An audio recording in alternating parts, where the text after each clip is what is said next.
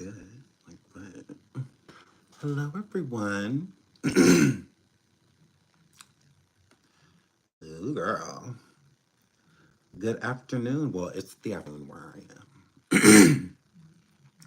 I don't know about you all, but where I am, it's the afternoon.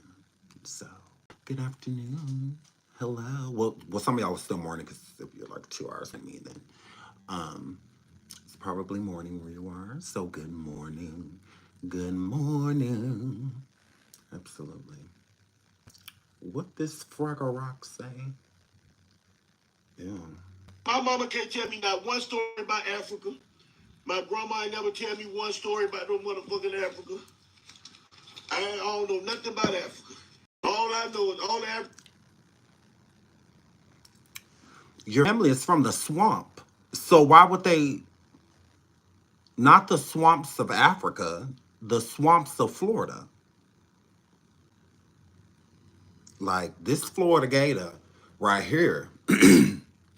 What? Ooh, Trick Daddy says Africans think they're better than, ooh, better than Black Americans, whatever. After receiving backlash for his previous statements, take your arse back to your country. That's hilarious.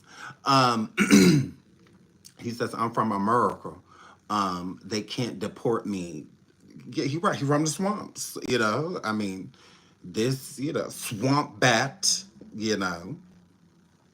this underwater gorilla is absolutely correct. He is from the swamps of the Serengeti. The people I know and run into, they think they better than us over here. So what you pussies worry about me saying that I'm not African? I'm just. Is you supposed to be this angry pregnant? Yeah, I'm gonna need you to calm down. You ain't supposed to be doing all this hooping and hollering 7 months pregnant. Just over here retaining everything. Just retaining everything. You sitting over here, then he grabbing money and all of this stuff. Your stomach look like that because of food stamps. You don't have nothing to do with what you grabbing. But is you supposed to be this upset, pregnant? Had this baby first. Had this baby first. Doing all this pregnant. The fuck is wrong with you niggas? Ew. You niggas got a problem?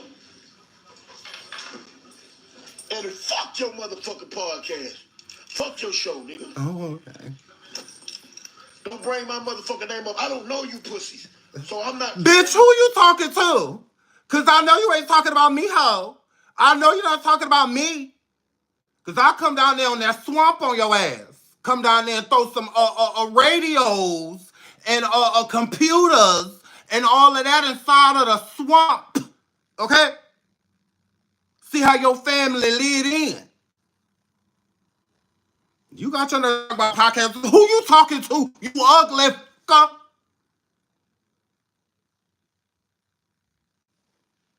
Sitting here with all this angry leather. Upset leather. Imagine. You got your damn nerve. Who you talking to?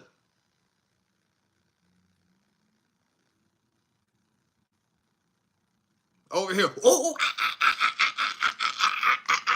like we get who are hello? You want to put an address on it? Fat boy? Ugh. You niggas name. I'm still not saying you niggas name. Oh, you What you mean? This show you talk about. You got my name in your mouth. And pussy. Both of you looking like ass pussy. Who? And I'm with the shit. I don't care how old I am. We about the same age, nigga. Oh, you definitely ain't talking about me. You're definitely not talking about me because crocodiles age differently than human beings. You got your nerve. You definitely got your nerve. Okay, I'm giving Peter Pan. You're giving Captain Hook. So, yeah, I'm always going to be a boy, you know? Like, yeah, and you're definitely not giving that. You're definitely not. I know you're not talking about me. Africa, that one of you motherfuckers trying to go back to Africa. Who trying to go back to Africa? Everybody come over here to America. Talk about, because back at home, because back in my country, because back to your country. Oh, ooh. I'm from America. You from the swamps. The They lakes, can't come get me. the ocean. My mama can't tell. This Trick Daddy. This Trick Daddy. Why is he so upset? Why is he so angry? He gonna get mad cows. He needs to chill out. He gonna get mad cows. He needs to chill out. Move. He needs to chill out. Shout out to JC. She says, "Thank you for making me laugh. Thank you so much for the super sticker, sweetheart. Thank you." Hold on, there's more. Ooh, they all flew by. But I love y'all. Shout out to Fire Goddess, Chosen One, Romero, Courtesy. Hi, Iridescent. Diana. Oh, who's on the right? Jamila, Roll.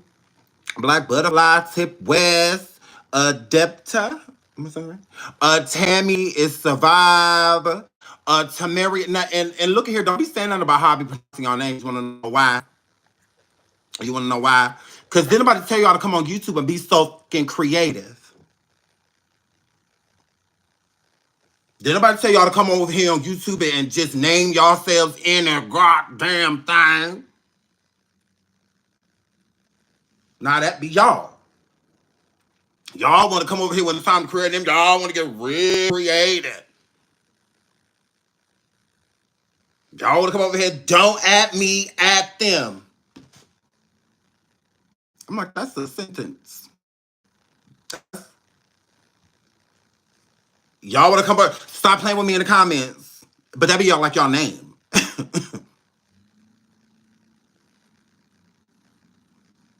Morning after dose lighthouse special. It's like vegan and who mad. It's like, okay. Okay. Alrighty then. But I love y'all. I love y'all. Please hit the like. Please hit the like. Please hit the like. I just wanted to see what he had said because I'm like, I thought I seen because he's ugly. So, since Sugar Daddy is ugly, it's really easy to spot him when he on a blog because it's ugly. Stand out like a sore thumb. So I was just like, gross. I'm just like, neighborhood talk. Didn't we already take care of this? We already dealt with this. We already dealt with this. But clearly we didn't because I guess he's been receiving backlash for what he said because I don't think that Africans, I don't know where he gets that from because I know he said the whole, he not from Africa, all of that stuff, blah, blah, blah. Who cares? I mean, he's a gator. So ain't no Florida gator about to tell me nothing. So, I mean, he can't even have children because he keeps trying to have sex with humans, and he wonder why he ain't never had no baby. That's just what that word. Because that boy ain't his. Um, so I guess he's upset because he's received backlash from what he had said about it, and he says that Africans think they're better than Americans anyway. It's just like I really don't feel that way. I really don't.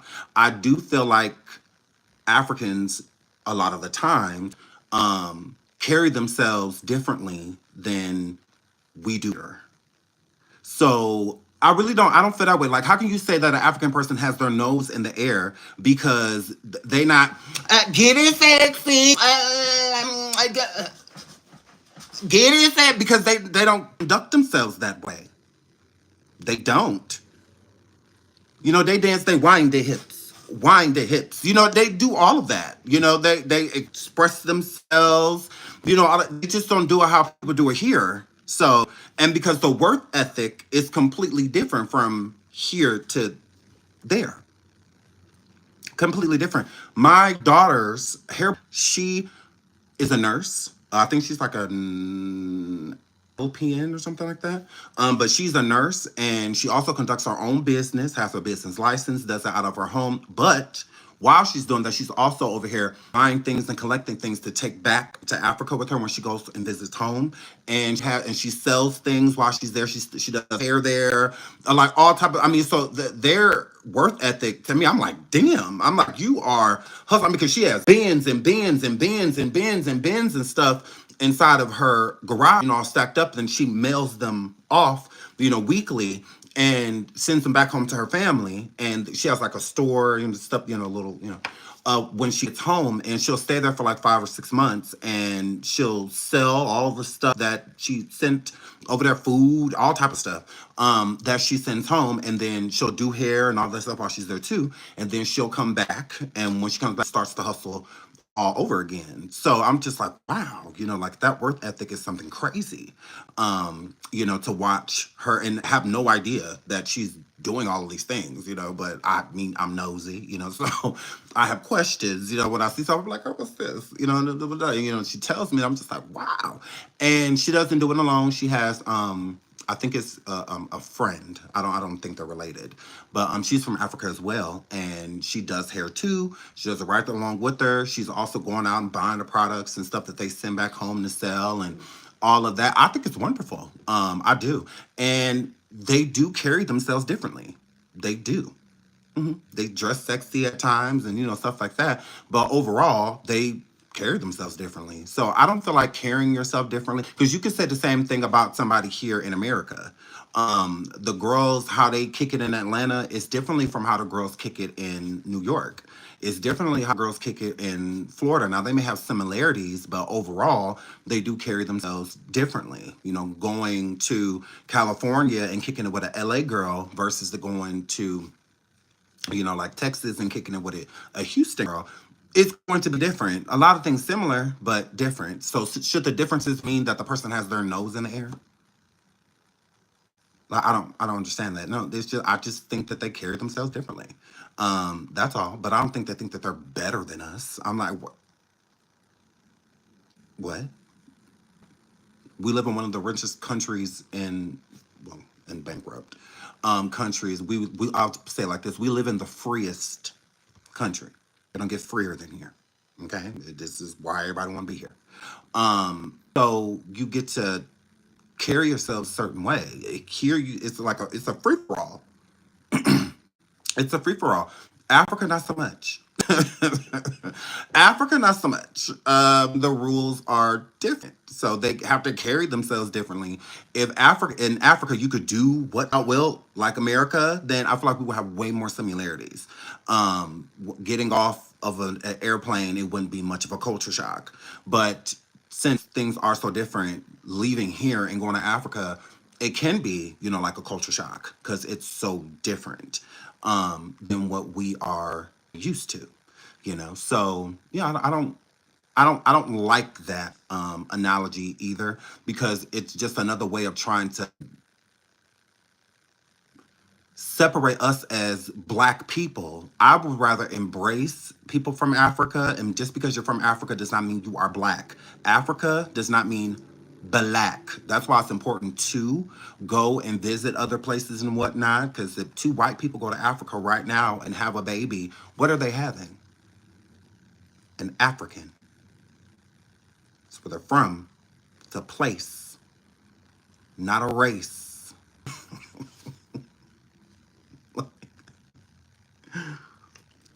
I think that that's a little weird. I think that's a really ignorant way of thinking. Again, two Latino people to Africa right now and have a baby. Their baby is African, like that. It's a place. Yeah, so you don't get to tell the child that they're not African because they're not black. What? Weird. So, yeah, I don't like that. I don't like that. I don't give a what nobody say. Oh, African people do think that they're. I'm still gonna love African people. I'm still gonna embrace them. I love y'all. I love the country. Cannot wait to come and live, not visit, live one day. All of that. I love y'all. I love y'all. I don't care that, like, that's an ignorant way of thinking. I think it's just a generational, Please. There are Sadiddy people from Africa, absolutely. Just like there's Sadiddy black people here in the Baldwin Hills and all the other places here, and whatnot. There's plenty of uppity black people, and stuff like that. And I don't see anything wrong with either. I don't. If you're a black that was raised with a silver spoon in your mouth, you've had a pretty, sheltered and spoiled type of lifestyle. So you may have your nose in the air when it comes to certain things, eating certain places, going in certain neighborhoods. You know, when I'm not shunning you for that, I just don't feel like you should judge people for it. Judge people because they're not from the same place you are, and or they get you're like I don't like that ideology. I think it's ignorant, and I'm not adopting it. I think it's stupid. I love all my people. If you look like me, I don't care where you're from. I don't care if you're from Asia and you're black, because again, two black people moved to Asia and now have a kid. What is their kid? Asian. Yeah, there's so much. Yeah, so just because you don't look like Mr. Miyagi or Su Young does not mean that if you went to Asia and was born there, you're not Asian. That doesn't make any sense at all. If I go to Australia with a black woman and we decide to have a black child inside of Australia, our child is Australian. Okay, the nationality would be black or whatever we identify as. But our kid would still be Australian. It would be just because I don't look like Steve Irwin and Steve Irwin's family, Crocodile Dundee. It does not mean that my child would not be Australian. Okay, location. So, yeah, I just think that that's a weird way of thinking. I embrace all my people, especially the ones that look like me. Hello, I love you. I don't care where you are, whether you're in Antarctica, you in Canada, you're in the United States, you're in Asia, you're wherever. I embrace all of you. Okay? I love you all right? Black Zone Creek. Please hit the like, please hit the like, please hit the like. So yeah, I embrace all people, all especially all my black people, because that's what we're supposed to be doing. Okay, we're supposed to be embracing each other. I don't understand. Like it's enough division. It's in the African versus African American or Black American versus Black Africans. It's stupid. Stupid. Okay? It's stupid. Please hit the like, please hit the like, because these be the same black people here that be like, oh, we were stole, we were stole, we were stole. Then why do you hate the people that weren't? So because they still there, what's the problem?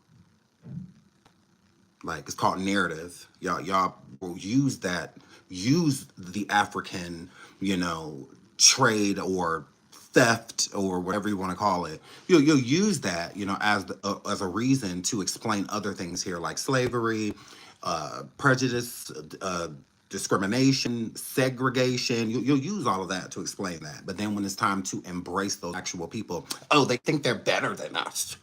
Like, what? Like, how? Like, how? What? Like, ew. Like, I don't like that. I like it. And I'm not feeding it. And you can tell that Trick Daddy is from the swamps. You can tell because that's a very ignorant way of thinking. Please hit the like. Please hit the like. Please hit the like. So the title of the show is Tanea Williams. Wallace. Tanea Wallace.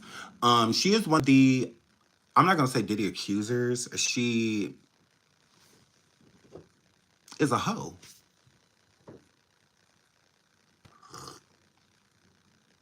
Correct.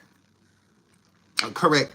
Um, she has a story, and I'm the type I like to let you hear the whole thing. So we're gonna listen to a couple videos of interviews that she's in the past, but she is in the new Diddy Downfall or the Downfall of Diddy, produced by Harvey from TMZ, not Weinstein. Lord, I'm about to say Weinstein. By Harvey from TMZ, and I want to know, do like blacks have like germs or something? Because why did Harvey do the interviews how he did the interviews?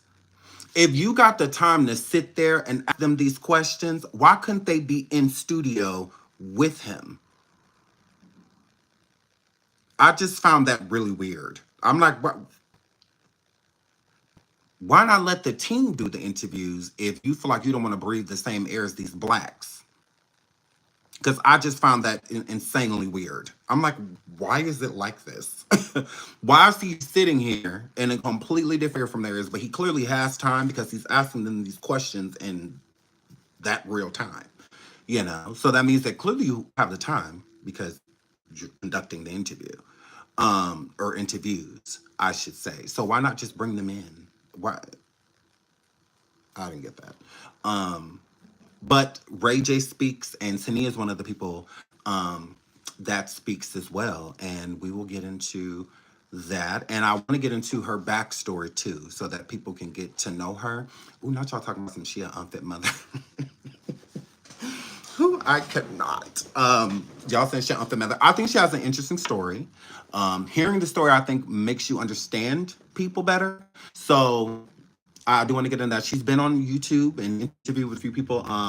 Soft White Belly, I believe. Shout out to them. Soft White Underbelly on YouTube over here. Shout out to them. She's done a few interviews over there prior to doing Diddy's downfall. So we're definitely going to get into some pieces of that interview. She has multiple children, I believe 6. Tanea has 6 children. And she kind of lost custody of them for a while and then got them back. But I don't really know if she got them back though. Whatever. So we're for that, but before we do, we're gonna get to our 500 likes, and we are going to discuss some hot topics before we get there. But those are gonna be the main 2 components we talk about. Ray J also coming forward talking about the celebrities that are paying people to not speak on the Diddy situation. We're gonna get into that as well. So before we do, please hit the like. Please hit the like, 212 like, 300 some people in the building. Thank you to all 200 and something of you that have hit the like. I really appreciate it. Shout out to the person that's in the Cash App. I will get your name in just a second and shout you out. Thank you so much. I really appreciate that. So, we're gonna talk about Nova being on. That's her daughter, right? How old is Nova? How old is Nova? Does anybody know how old she is? Because I just started like researching her last night, the mother. So I'm trying to get as much as I can on Tanea before I drift into the children. But I do hear a lot about Nova and how Nova be wilding. 14, oh, poor thing. 13, I feel bad for her. But please hit the like, 418 people in the building, 220 likes. Thank you everybody who has double tapped that screen thus far. We can keep that going. DDG says he wants more kids in the next 2 to 3 years, but with the same person because he doesn't want multiple baby mamas. Says he hasn't moved on from Holly. Let's get us that. It was amazing. Do I want to have another kid? Yes. Do want to have another kid. But I will say this. I don't want to have another kid too far away. Like, I don't want Halo to be 10 and his little brother is 1. You feel me? I feel like that defeats the entire purpose of another kid. Like, me and my brother hella close. I don't feel like it defeats the purpose, but I do get that. I don't want it to be a too big of an age gap because then the kids are like, Halo will be moved on in life already, like on his way to teenager, being a teenager and all that stuff. But it's just like, I got this, sibling, and it's like you're not really close at all. So I get that. Because we're not that far in age. Me and my little sister is close, but she is way further. She's 6 years younger than me. My brother only 4 years apart, so it's like it's a little different. You feel me? So I just want. I want to have a kid very, very soon. If I'm having, I wouldn't say very, very soon, but maybe like in the next 2-3 years or so. I feel like 4 years max. If I don't have another kid within the next 4 years, I'm cool with just having Halo. One thing that I do not want to do is have baby mamas or whatever y'all like to call it. That is definitely not nothing. So if I was to have another kid, it definitely would be with the same person. Like, I don't want to have kids with multiple people. That's just too much. And I feel like when you do that, especially as a dad, like this is real. I hate when people say like half brother, half sister. I feel like that's very, very disrespectful. But one thing, that elephant in the room, when It's not the dad has, disrespectful. It's not. I think in the black community, I think a lot of times when you have siblings, you're still raised together as full siblings. I don't see the difference. So that's I have siblings, but the thing about have siblings, we never felt that way. We never felt like halves. You know, we brothers. Like, you know, this my siblings. Like it never. I always felt like these are just my brothers. Like I would never say like this is my half brother. You know, like that's weird. Like this is my brother. You know, like this. That's what I say to people my whole life. I've never said this is my half sibling. Why? Like what significance does that hold besides the fact to isolate? It gives to me like when you say like my half sister, or my half brother, when you say something like that, it gives you don't really want the full association. So if your dad has a kid with someone else and you don't really get along with them or talk to them, you know, or anything like that, then I would understand. I get it when you would say like that's my half sibling, you know.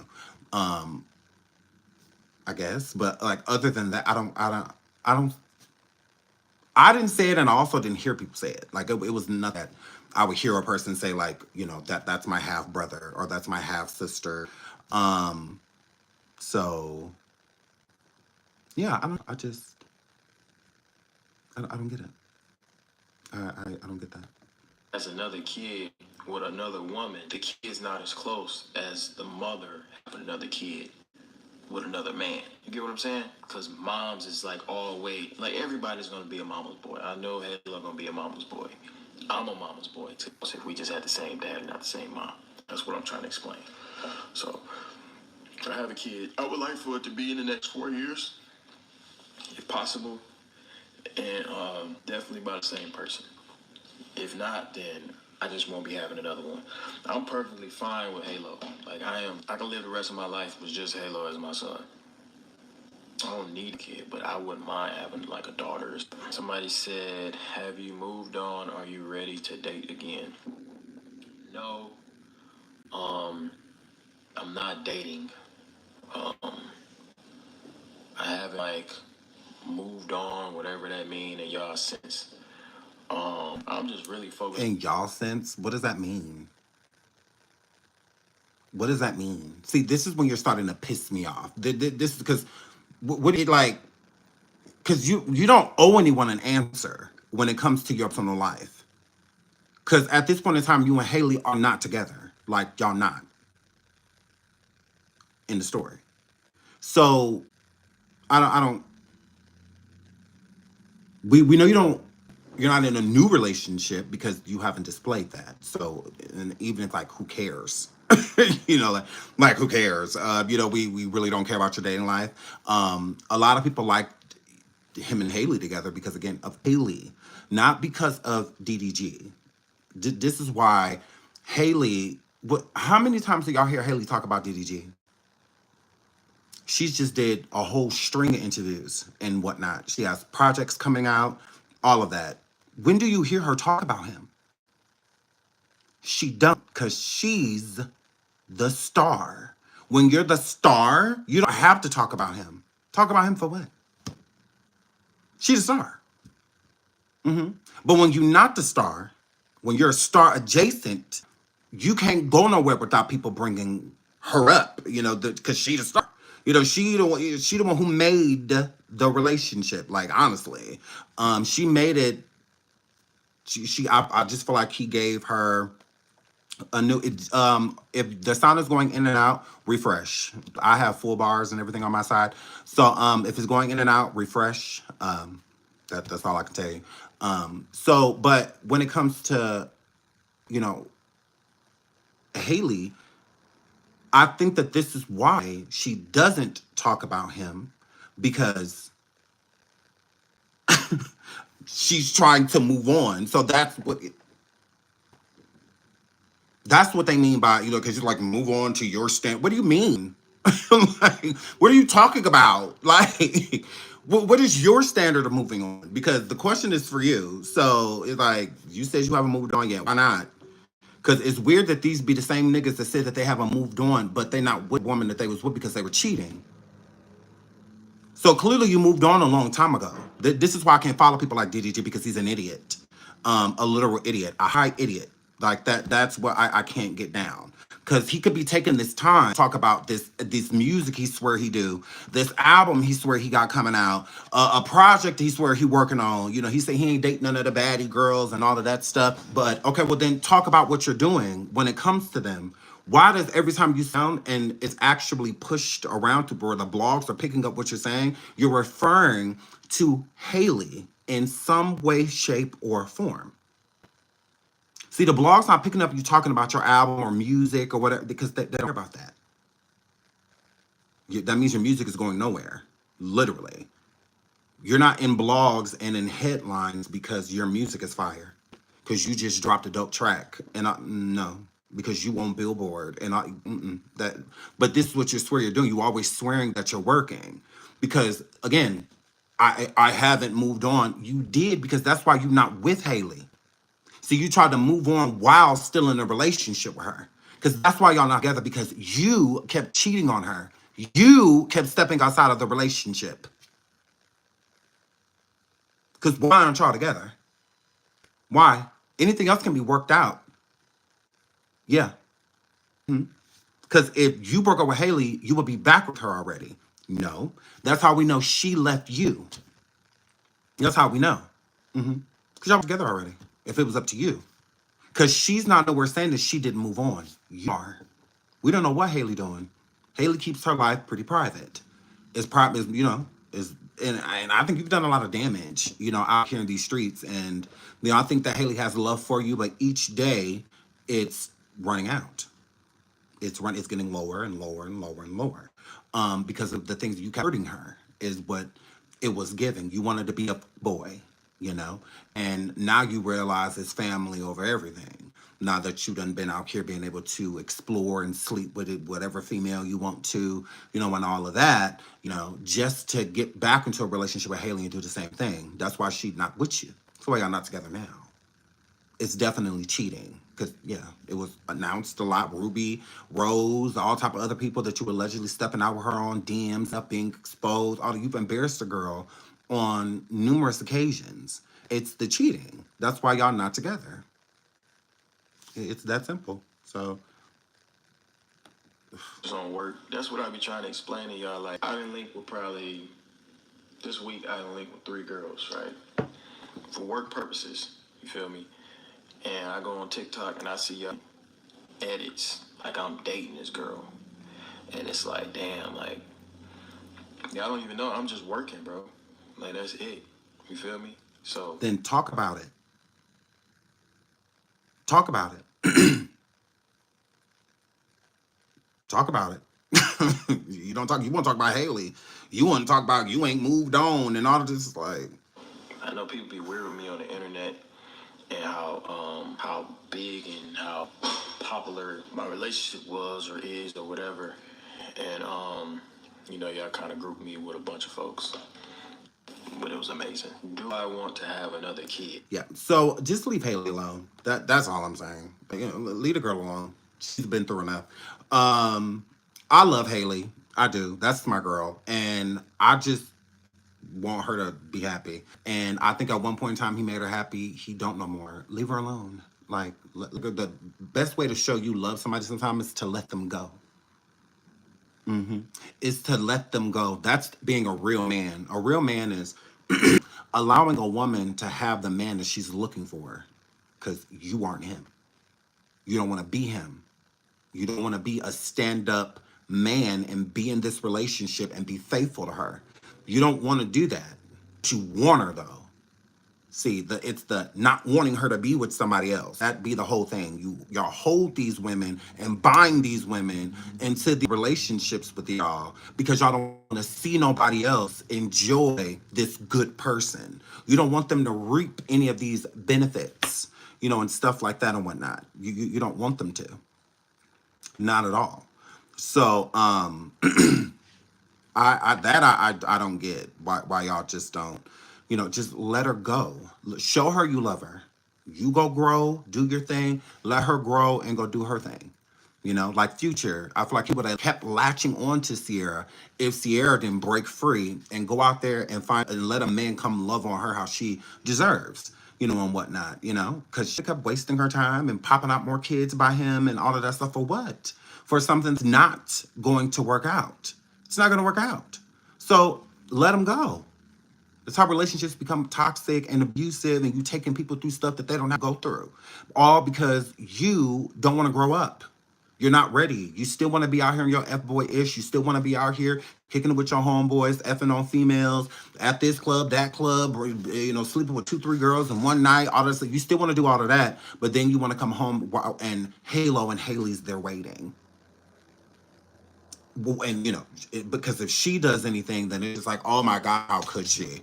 Oh my god, how could Haley do this to me? But you out here doing what literally anything that's clever to you. So a lot of these dudes just don't be ready for these relationships. I don't think that they are, and then they'll still try to trap the females because I think females at not in all cases, but in most cases, I think that females are more emotionally intelligent than men. So yeah, I think that you just weren't ready for what you had. So let it go, you know. My advice, just leave her alone. Like she's a good woman. Don't turn her into something that she's not, you know. That's how I feel. Leave her alone. Show her you love her. Leave her alone. Leave her the fuck alone. Boom. That's just how I feel about it. Show her that you love her. What is it? Oh Lord, it's Usher's son again, y'all. We are the champions. We are the oh, I get it. Who is that? Is that Christina? Ooh, Christina, girl.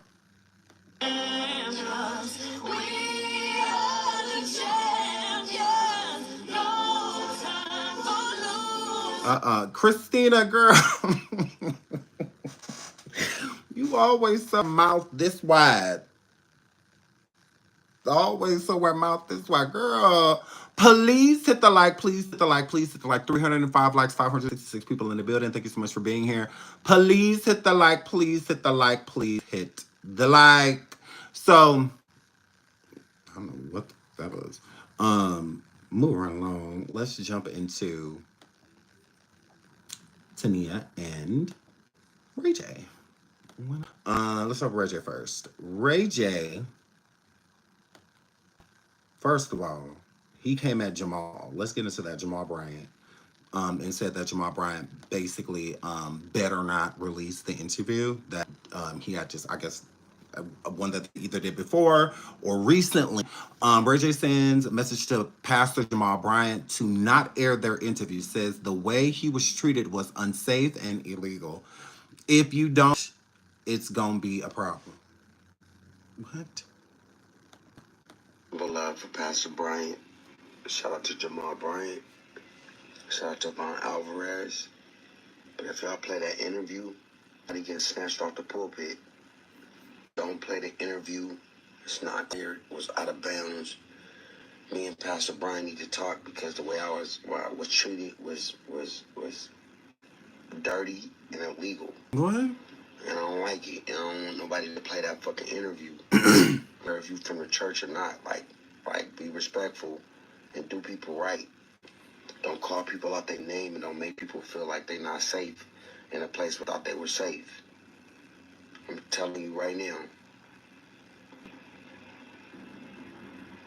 I'm telling you right now. No, Jamal Bryant was married to Giselle Bryant from Housewives of Potomac. No, so that is who Pastor Jamal Bryant is. He was on, was kind of on the seasons, but not really. But yeah, that's who he was married to. Jamal was married to Giselle Bryant. We need to work it out. If we don't, that's gonna be a problem. Yo, I got nothing but love, Pastor Bryant. Shout out to Jamal Bryant. Shout out to Von Alvarez. But if y'all play that interview, somebody gets snatched off the pulpit. What? Don't play the interview. It's not clear. It was out of bounds. Me and Pastor Bryant need to talk because the way I was treated was dirty and illegal. And I like it. And I don't want nobody to play that fucking interview. I don't care if you from the church or not. Like, be respectful and do people right. Don't call their name and don't make people feel like they're not safe in a place where they thought they were safe. I'm telling you right now. I'm telling you right now. We need to work it out. Because if we don't, that's going to be a problem. Yep. So you're threatening a pastor? You're threatening a pastor? Like, what do you mean it's going to be a problem? People from the pulpit, what? Randy, come get your damn brother. Cinderella.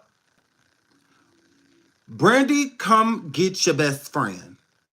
Whenever he down. Just you said that in the song. Girl. Girl, come get your damn brother, girl. Where is Sonia? What is he talking about? I don't understand. If you don't want the interview to be out, just hit him up, Hey, I changed my mind. I'm sure it probably wouldn't be a big deal. But you coming forward because you're a nobody. That's the thing. You're a nobody. And this whole Diddy situation is laughable. That you're coming forward trying to speak on anybody anyway when you were literally at these parties and stuff. You were there. You were present. And you're not even a whistleblower. Not at all. I feel that he's afraid. I think that what y'all seeing from Ray J right now is fear. Him all of a sudden becoming a blogger and a news anchor and talking to this person and that person, and basically anybody that'll listen, trying to pull any person in that'll talk to him that is involved in going on with the Diddy parties. I think that he's afraid. I think he's fearful. I think the reason why a lot of these people is it seems like they losing their mind is because as long as Diddy was free, they felt protected. But now that Diddy got locked up, a lot of that protection is gone. So they're afraid. I think a lot of people scared. I do. And Ray J's one of those people. You were at these parties. Like, what are you talking about? And that's what I'm saying. He's not coming forward as a whistleblower. If anybody's paying Diddy's people to be quiet, it's Ray J. I'm like, it's him. It's you. Like, that's why you keep talking about it. That's why you keep coming forward talking about something. Oh yeah, people are paying. Let me pull that up. People are paying the Diddy accusers and all of that. Yeah, you one of them. That's how I feel. In my honest opinion, because you're doing the most. Because you weren't doing none of this before Diddy got incarcerated. All this stuff about the parties, Cassie's lawsuit, all of that stuff was already out. And Diddy was free. Ray J was on hush. He did not say anything. What did he say? He didn't say nothing. He was watching like the rest of the world. And then all of a sudden Diddy gets arrested. And then he out here in these streets talking about some people booties getting taken. People's asses are being taken. Why you want to say that? Why you leave homeboy on step? Now you want to say that butt's being taken and touched and all of that stuff, manhoods, womanhoods, all of that. You could have been saying all that. Literally. I also feel like Diddy told his sons to handle Ray J. 100%. When they saw him at that Halloween party, yeah, they want to smoke because their dad told them to. Their dad told them to have smoke with him. One of his henchmen. Like, yeah, I feel like he's sick. You sick your kids on people. I feel like, yeah, he said, y'all see that? Go get that nigga. That 100%. He known that for sending people after people. Right now he in jail, so his sources are limited. 100%.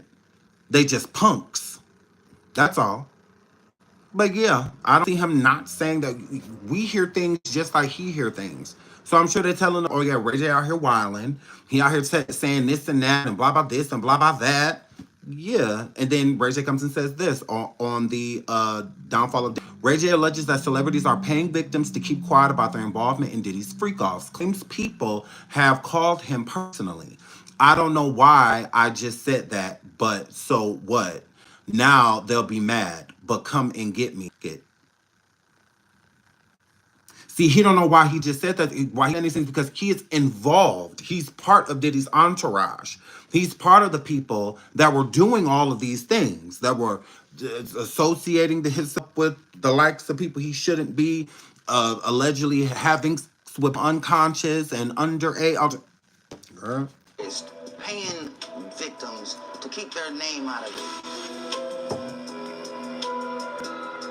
Do you know people who have had demands upon them where they have paid off to keep this quiet? Here's what I do know. See, this is why he's about to sue. Because that was a yes or no question. That was a yes or no question. Now here's what I do know. No, you don't want to incriminate yourself. Is because you already are incriminating yourself. Because if you are against Diddy, why in the do you know, out of all people, that people are paid off? No, you are paying people off.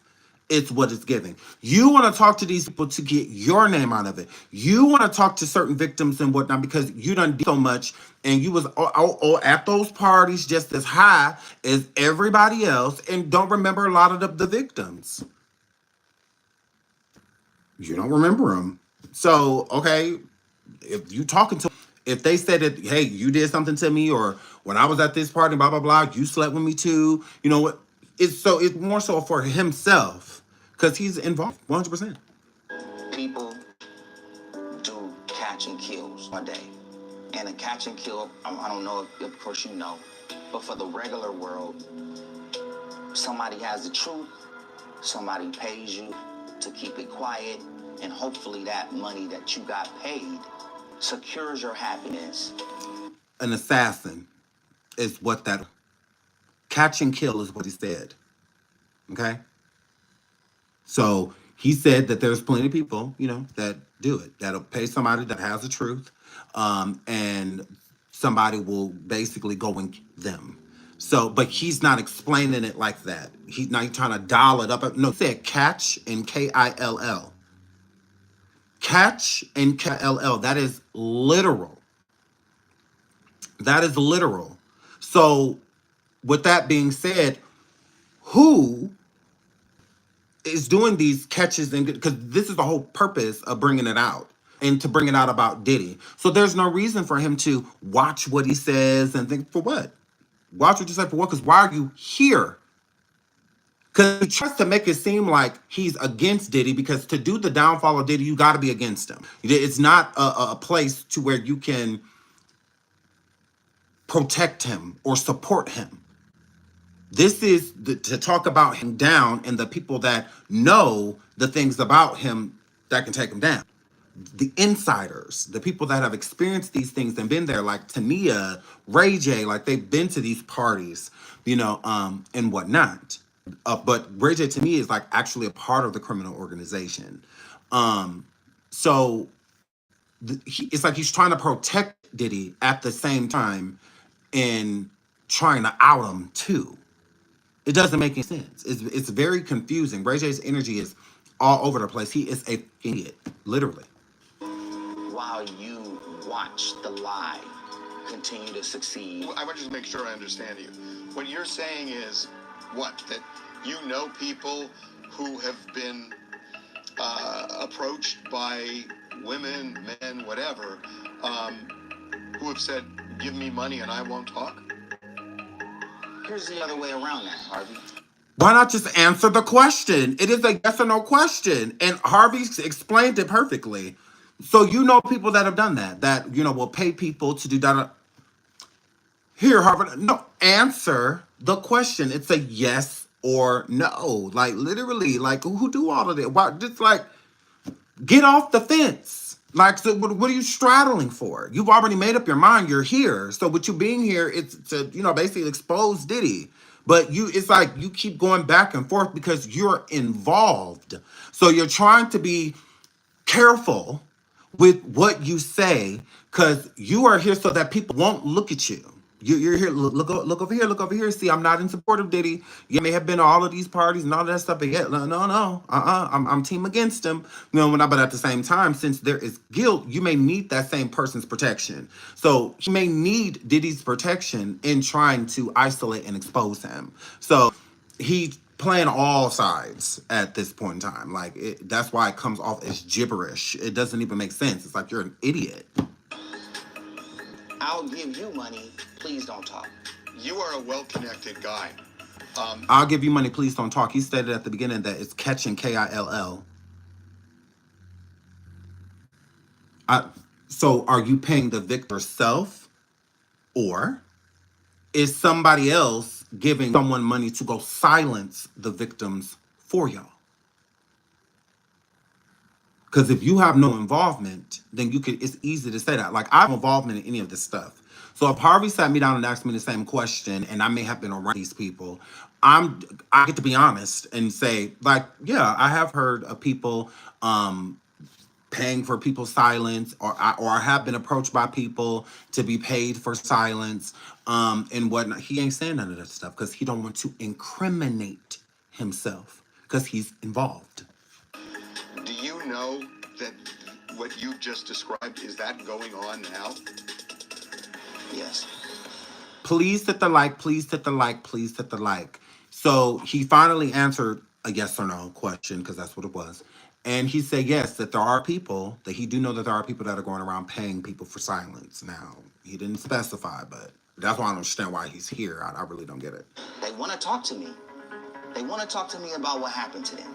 Why would victims want to talk to Ray J about what happened to them?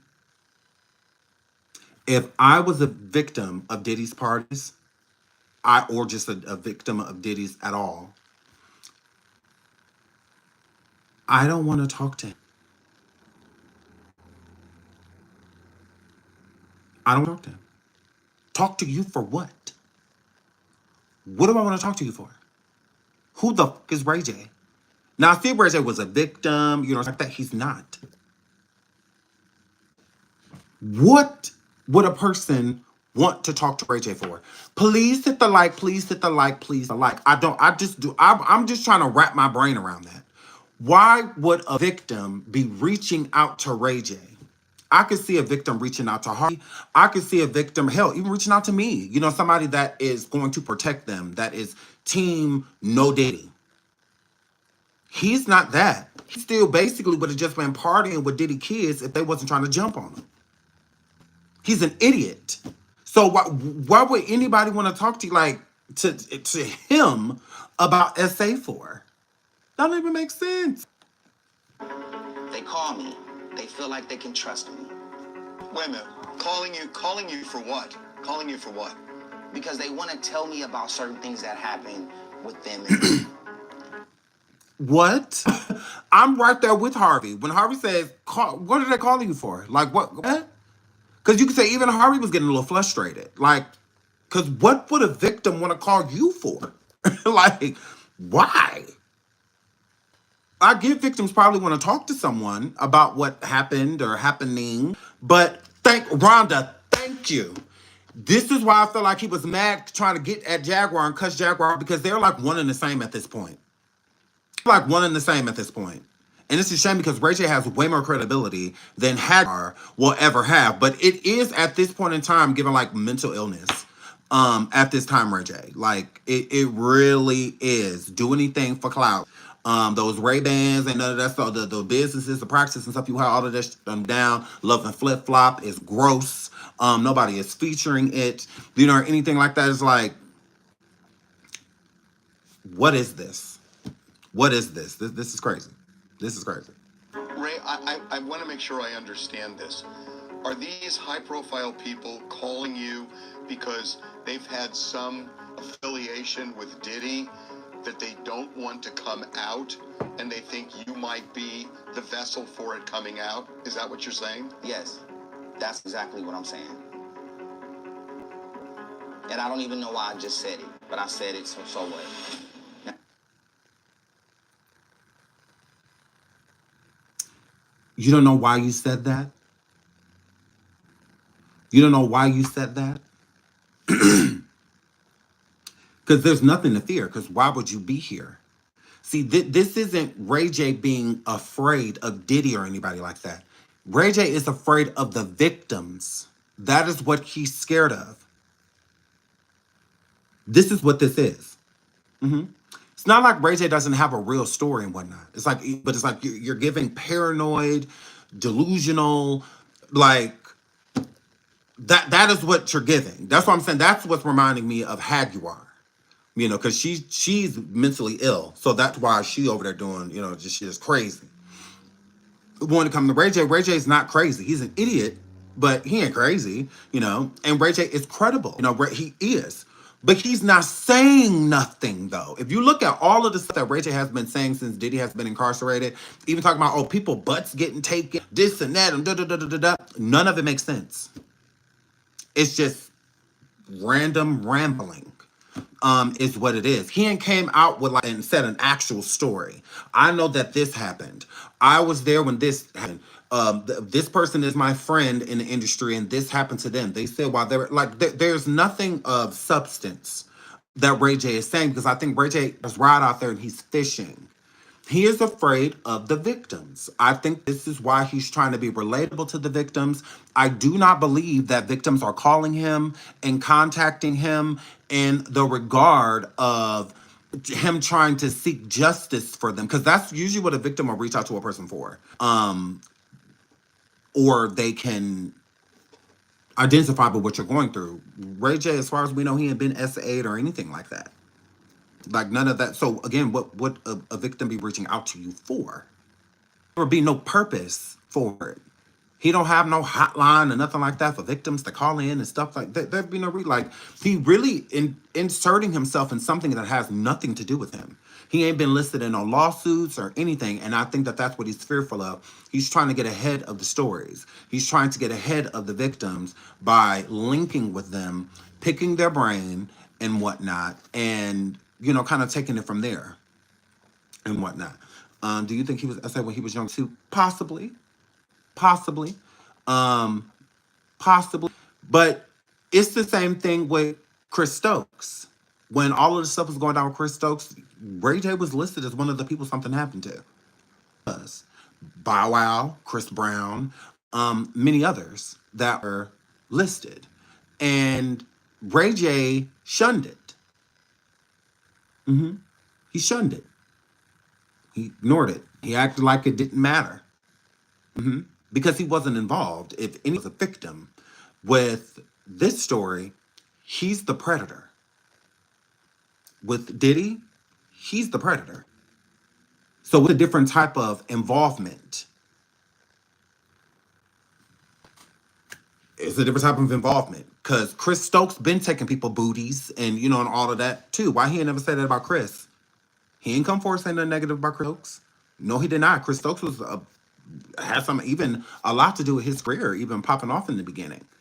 And you know, Brandy was on Immature, or Brandy was on the road with Immature in the '90s. All of that. You know, she the one who messed up Romeo I, and you know, so yeah, he didn't say anything. He just let it rock. But with the situation with Diddy, I feel like he's trying to get ahead of the story. I do. I think that there are women and possibly men that have stories of Ray J, and I don't think he wants those stories out there. So he's trying to control it the best way he can by looking appeasable to victims and having the victims reach out to him. Because I don't think that they are. I don't think so. He has his own podcast and own shows and stuff like that. Why he hasn't brought any of these victims forward? Why hasn't he? Because he's not talking to any. That's how I look at it. He was just not too long ago hooping and hollering and yelling for, you know, Jaguar, you know, and all of that is like, why? I'm like, she doesn't have anything to do with anything. She's just a psychotic talker. Like that, that's just it, that's all. Not her son. What are you looking for, a feature or something? Like, you need a horrible background singer? Like, you know how many background singers in California that don't smoke cigarettes? You can get non-tobacco throated, pink lunged people to sing background for you. You don't want her to sing or anything like that. Why the fuck are you looking for her so hard? Why? See, Ray J really thought that she may have been telling the truth. Because she went forward and said that she saw all of these victims, and she had a list of people, and she was working with all of these victims and stuff behind the scenes, which was a complete and total lie. I think that he wanted the list. Correct. I think that he wanted the list, and then in the process of calling out to her, realized that sure people sent him her lying on him, and he seen that she was not only did she lie on him, but she was lying on a whole bunch of other people. So if she's like, and basically, I feel like Ray J put two and two together. Like, oh, okay, I have no reason to talk to her if she out here. Oh, I'm watching. This is a lie. Like, you lying on me, and I ain't even talked to you, and you already done lied on me, and we ain't even spoke yet. About the whole Whitney Houston thing and all of that. So I feel like he put two and two, like, oh yeah, she's a liar. If she's lying about this whole Whitney situation, she's definitely lying about speaking to victims, and having a list of victims that talking to. Yeah. So I think that he is involved. That's it. That's all. Because no one else is trying to touch this. The LeBron Jameses and the Ushers and people like that, they're quiet as mouses. They want no parts of this. Jay-Z, all of them, they're all extremely quiet, running away from this situation to get as far away on the other side of the world as they can. Craig, they don't want no parts. So it's, to me, with Ray J keep coming forward and talking, and you're guilty. You have a lot to hide, and you want to keep it hidden because he thinks that because he thinks he's funny. You're not funny.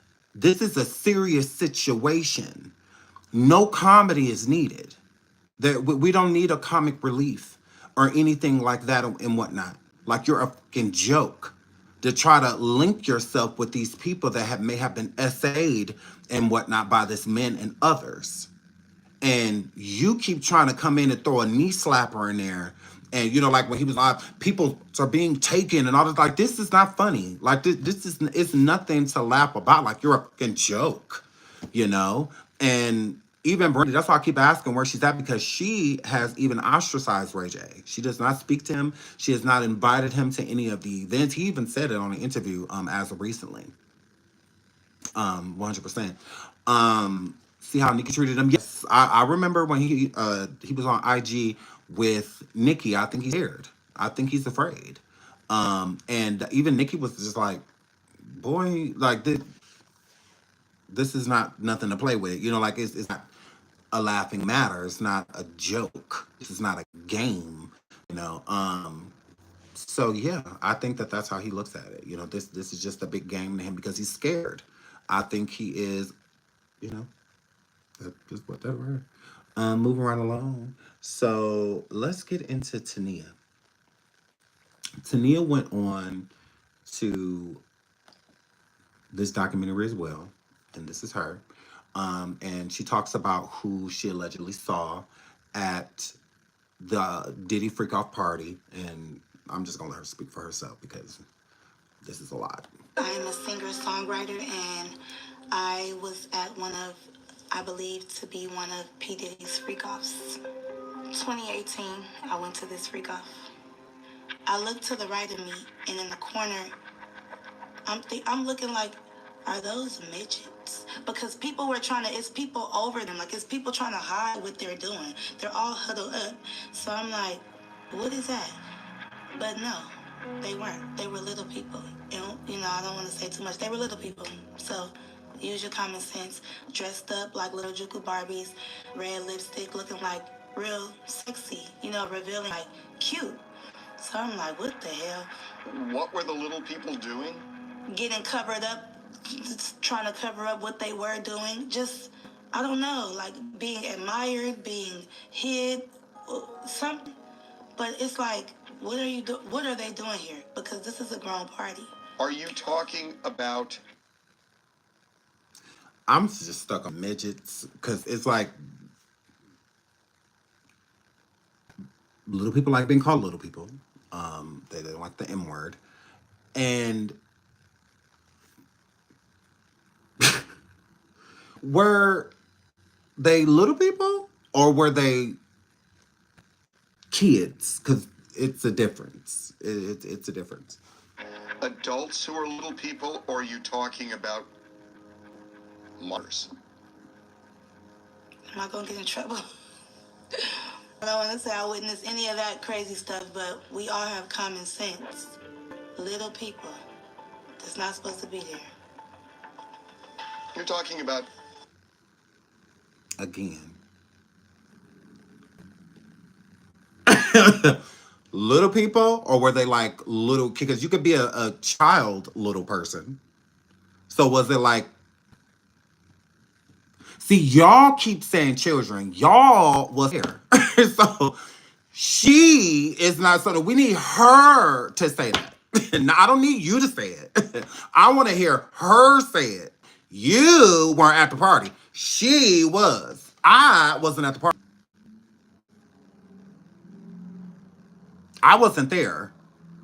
So again, to say children, was it like children or little people that are children or little people or like that?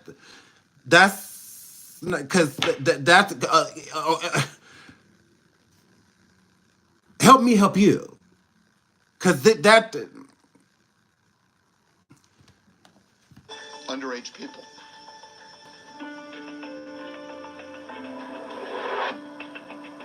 It's a shame. Tanea.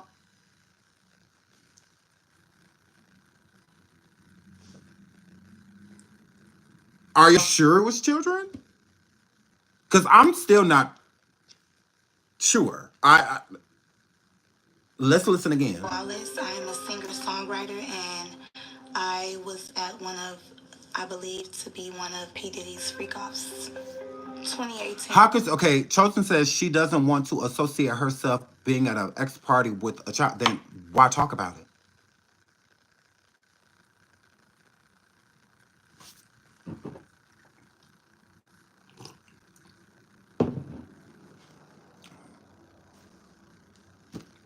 I don't understand that part. Why talk about it? If you're not ready to talk about it, then shut the fuck up. That I've always been, yeah. And T. Paris says that she doesn't want to speak before immunity. Immunity from what? She's not on trial. She wouldn't get in any trouble in saying what she's saying. Now I can understand her being nervous of like Diddy, if that's what she's talking about. Like, can I say that, and stuff like that, or I don't want to get in trouble. I believe like trouble, like if somebody like running up on her or like hurting her in the public. But police wise and stuff, she's fine. You get to state your experience. If you were at a party and you saw people that were underage or that should not have been there, then you get to display that. The Why I think that she really doesn't want to necessarily go into detail is because it says what type of person she is. You, as a mother, were at a party, even as an alleged prostitute, and you allowed yourself to be there with kids. It looks bad on her. It's a bad judgment on her because that would be a bad judgment for anybody. That's why I believe it's hard for people to say something when a child is involved being there because it does give you supported it. You allowed it. Why didn't you call the police? Why didn't you take the child with you? Why didn't you this? Why didn't you that? Because it's the obvious thing to go to is I was scared. They would have hurt me. They would have took my life. But you sitting here talking about it. So that means you couldn't have been in that much danger. Because again, why are you talking about it? I went to this freak off. I looked to the right of me, and in the corner, I'm looking like, are those midgets? Because people were it's people over them. Like, it's people trying to hide what they're doing. They're all huddled up. So I'm like, what is that? But no, they weren't. They were little people. I don't want to say too much. They were little people. So use your common sense. Dressed up like little Harajuku Barbies, red lipstick, looking like real sexy, revealing like. So I'm like, what the hell? So she's saying that little kids was sexy. Please hit the like. Please hit the like. Please hit the like. So was she saying like? Because she said that the little kids look sexy. Well, I'm not even going to say kids because she didn't say kids. She said little people. What were the little people doing? Getting covered up, trying to cover up what they were doing. Just, I don't know, like being admired, being hid, something. But Being admired, being hid, being something. These characteristics, they're all over the place. So, did you see them? Or did you not see them? Were they being hurt or harmed? Were they being admired? Were people doing things to them? Because this is vague, right? It's vague. Because some people do have little come to events, rather they're doing something sexual or not. You know, around this holiday season, especially, you know, elves and, you know, Santa's little helpers and stuff like that. Sometimes they dress up and, you know, whether a person's having a party or something, they'll, you know, be there, whether serving food or just part of the entertainment. That's so that's why I'm saying like this isn't enough. Like what does this mean? Like you're and then we still haven't even verified if they were of age or not. it's like, what are they doing here? Because this is a grown party. Are you talking about adults who are little people, or are you talking about minors? Am I gonna get in trouble? I don't want to say I witnessed any of that crazy stuff, but we all have common sense. She said she didn't witness any of that crazy stuff. Are we not listening to her? Or do you just hate Diddy so much that you just gonna pull, you know, anything that she says? Interesting. People that's not supposed to be there. You're talking about underage people.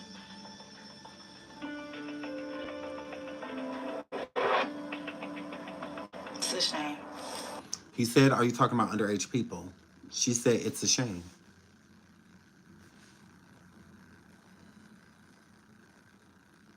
How are we getting so how are we feeling with this information? Because I'm confused still. She still has not determined whether, because all she never answered. So how are we feeling? Because I don't really know what to think.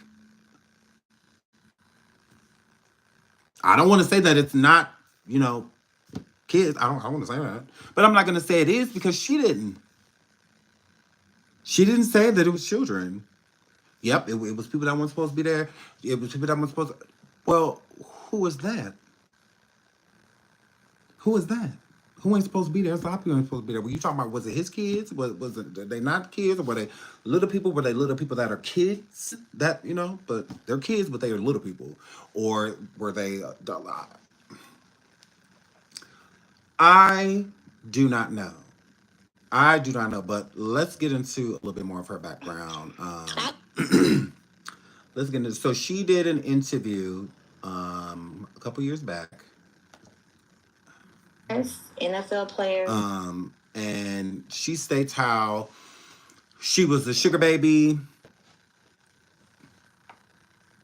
She does have music. I seen that she did a song with YG. Was that YG? I think it's called like Little Secret or something. So she is a singer. She has been in the industry and whatnot. I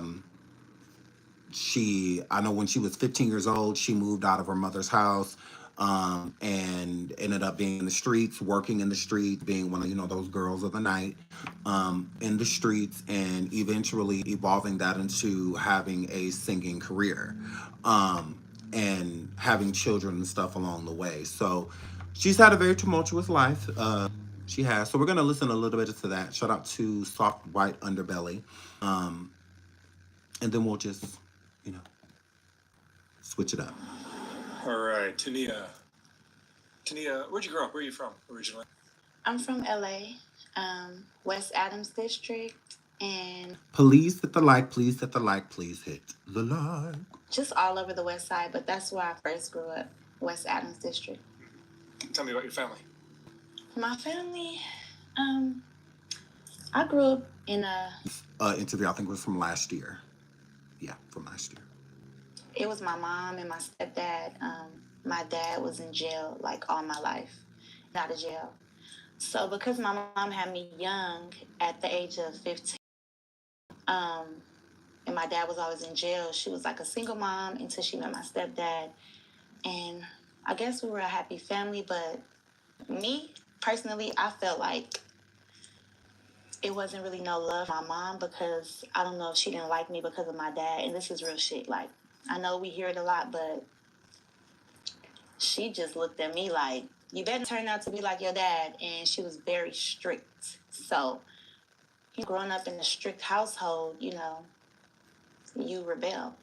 And that's what happened. You went to the streets? Straight to the streets. What age? At the age of 15, I kind of knew, like, okay, I'm not going to be here. But I didn't want to do it in a disrespectful way because I was always respectful. I was just looking for, like, a way out.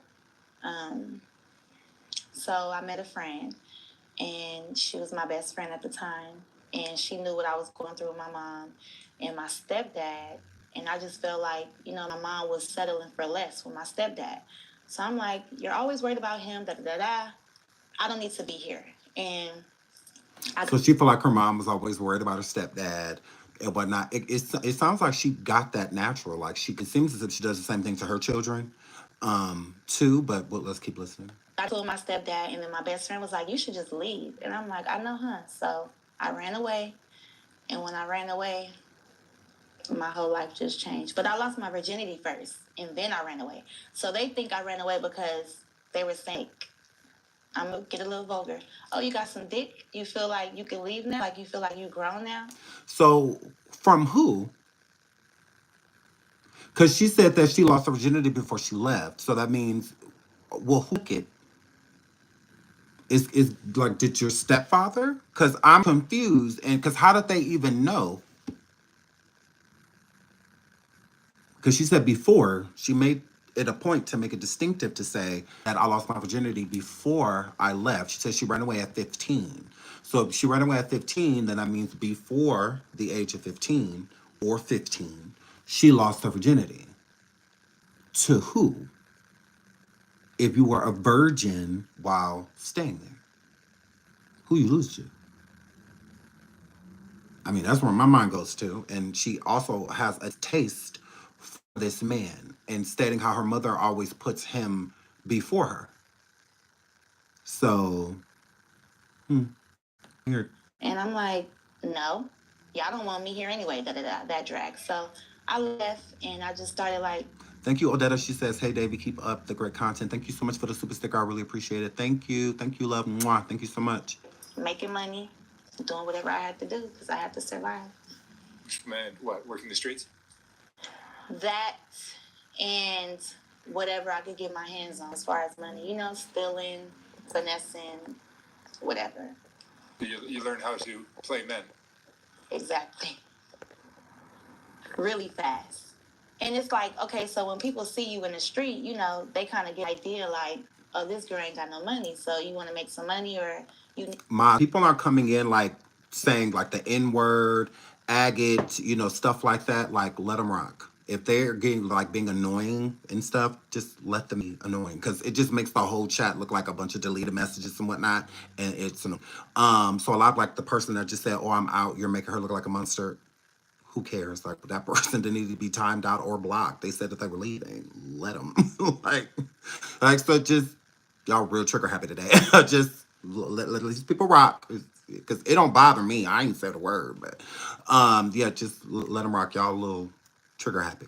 Need some money, and the opportunities just came so fast because I'm like, I was mature for my age too, so it was easy for me. Like, I used to let them know, like, how much you got, like, what you got. It was always with me, what do you have to give me? I never let nobody just, use me. It was always, what can you give me? So I started getting, and it became addictive. Like, Very addictive. So, Fast money. oh yeah, fast money, you know, a lot of money for my age. And, you know, you get money fast, you go through it fast. So, You finished high school? yeah, I finished school. Did she finish high school? Do y'all? Because I don't know. Because it says she left at 15. So she left at 15 years old. I don't see how she completed high school, but I'm listening. But when I was in the streets, I still was like, I kept like a good communication with my family because I didn't want to burn them bridges, you know? And my mom wasn't happy because she didn't like how I still was like surviving in the streets. She was like, this girl thinks she could just be out and do whatever. She says her kid is not missing. To that next. We're going to listen to a little bit more of this, and then we're going to get into that. She said her kid is not missing. But and I believe her daughter's name is Nova. But she has 6 kids in total. 6. Please the like, please hit the like, please hit the like. So me and her relationship was never, it's still not good. And no matter like what I, you know, try to do, like if I changed a little bit, she's still not going for it. This is Tanea Wallace. She was just on the downfall of Diddy with Harvey from TMZ. We are listening to a couple of her videos before going on to the downfall of Diddy, talking about what allegedly happened at a freak out party that she went to, and she saw people in a corner. So she didn't testify, but she said little people in a corner. But this is who this is, Tanea Wallace. But yeah, like I kept a good relationship with everybody, and they knew what was going on, and couldn't nobody stop it, basically. But you asked me? That's basically what you were doing. You started out working the streets, but you eventually started doing other things. So with her working the streets, this is allegedly how she got to Diddy parties and stuff like that in the first place. She does pick up like princes from other countries and stuff that will whisk her and fly her to places and whatnot, and she would engage in certain things.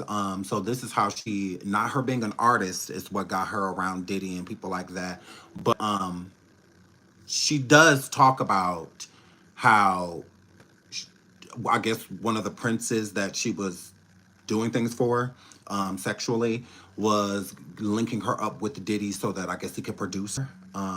So we'll hear her talk about that too. Oops. Oh, my way, I gotta finesse you the right way because I need to keep coming back for more and more and more. Okay. Hold for on. More and more and more. For more and more and more. I just want, so like, people think finessing is like just tricking somebody. No, my way, I gotta finesse you the right way because I need to keep coming back for more and more and more. It's not just one time with me. What does that mean? Like telling the guy you need this to pay your rent, you need this to, or like, feed you know, kids? Yep, all of that. Or just basically saying, well, like, I can do this for you, I could do that for you, and basically being like a necessary thing for these men. You're Vanessa, you're a slut. Like that. And that's dangerous, you know. Like that be the thing. This is how y'all be getting beat on, you know, and all, like, why they treat y'all like property, because that's how you treat them. You treat them like a wallet, you know. They ain't nothing more, nothing less. So then they may not have the funds to come and give you to do to them what they want you to do to them. Not everybody just gonna walk away. Sometimes they gonna take it, you know, all that they feel owed. You know, a lot of these men feel, oh, it's very dangerous to be this wannabe finesser. If you're gonna know, you're a slut, is what you are. You use your body for payment. It's that simple. Like, you don't get to doll up and make it look like you're doing something so different from other people. No, not at all. No, you're a slut. And they need it. And I don't know what it's about. But you're like, I can do this for you and that for you. Sexual. What do you mean this and that? What you doing? They taxes or something? Like what are you talking about? What services are you offering about your mouth and what's in between your legs, whether it's the front hole or the back one? Like, what are you talking about? Like, what other services? I mean, that's why your knee shredded. So it's just, like, what are you talking about? Let's be real. Let's keep honest. If you're going to talk about these things, then talk about them, you know, and do them more so as a warning, because like mother, like daughter. That's why her daughter Nova is basically doing all of the same things. Is your daughter a finesser or is she a slut? No matter how old she is. Because a real mother would not allow their kid to be in the streets at all. A real parent, not even an option. Me, but I got that certain little touch, baby, to where they So always rather want than me being a hoe on the street, you're more a sugar baby. exactly. No, because I was a sugar baby, and don't you ever do that again in your life. Now, look at here, Tanea. I don't have a problem with you, girl. I do not have with you, girl. But please don't confuse yourself with being no fucking sugar baby. Because no, you are not. See, I was a sugar baby. I never did anything sexual with the person that I was a sugar baby for. Ever. It was simply for companionship. So I was in a relationship. We just didn't sleep together. And I also was not allowed to sleep with anybody else. I wasn't. So I was a double non-whore because I wasn't having sex at all. So, and then if I were going to, it was technically supposed to be with my sugar daddy. Yeah, sugar baby is attached to one person, not a whole bunch of people. No, that's a slut. What you are is a slut. That's not a with a price tag on you. No. Being a sugar baby is you live with them, rather you live in the house that they live in, or rather they get you one, or something like that. But there, usually it has nothing to do with sex. It's more so for companionship, arm candy, things like that. Going to events and things, having someone on your arm, and they look you like what they look like. The people that see them are gonna like what they look like as well. Also can hold a conversation. Like you had to be intelligent. Like you couldn't just because you're not sugar baby. Honestly, keeping it real, you couldn't be a sugar baby. Just your dialect and everything along. Like yeah, no, not at all. Stony was technically a sugar baby, and set it off when banker took her to the events and stuff that she could blend. She could talk pretty woman, same thing. She could blend. When conversations were brought up to her, she knew about current uh, situations, but politics. I mean, you could go and like a unicorn. Um, that's not you. That's not you. Not at all. My honest opinion, you're not sugar baby material. Not at all. So let's not confuse two. A sugar baby has nothing to do with what you do. Sugar babies don't have to finesse. They don't have to. They don't have to do any of that. The presence is enough. 100%. Sugar baby. Sugar baby. No. Slut. And that makes Sugar you slut. better money than working the streets. Oh yeah. It's more safer, That is working the streets. A sugar baby is one person. Because sugar daddies are very territorial. Like they don't want nobody. You're like a possession. You're at that point in time. Like let's just keep it real. You're a possession. They wine you, dine you, keep you in nice things and all of that stuff. Credit cards, or just they make sure you're good. They make sure that you don't have to ask for anything. And when they call upon you, you have to be ready. You do have to be ready. You're an item. At that point in time, you are that you are selling just to them, not to the world. So that's just what that were. That's just what that were. How do we apply? It's not about applying. I think a lot of women, because there's plenty of sugars for women. I think that they overlook them. I think that a lot of women be like, a man hit on them, especially if they're old. They'll be like, oh, boy, no, thank you for the drink, but yeah, I'm good. That's you pushing them away. Invite them in. Invite them in. Always look at the suit and stuff first. Look at the jewelry. Look at all of that stuff first, girl. Before you shoo them away. Okay? Now, if he's sitting there with a man's warehouse, a man's apartment, a suit on, and things like that, he ain't got a couple dollars, girl. But if somebody's old and gross with a Gucci suit on is offering you a girl, that just may be your time to apply for being a sugar 100%. cents. I was a sugar baby for like 3 years, and I was completely content with it. Why? Because as soon as we did get to the point where I was ready to move on and I was ready to enter a relationship, I was good. I had a Mercedes Benz. I had my own place. I had my kids were good. I mean, whatever. My kids were more spoiled than I was when it came to that situation. And to just show you how to finesse. He never met my children. Not once. Not one time did he meet my children. Not once. But he did Christmases for them, birthdays, whatever they needed. He always made sure I wouldn't spend time with them anytime I needed to go be where they were or anything like that. It was never a problem, or anything like that. And he never met them. For what? What did he need to meet them for? They're my kids, not yours. But you're going to take care of them, though, because we are a package deal.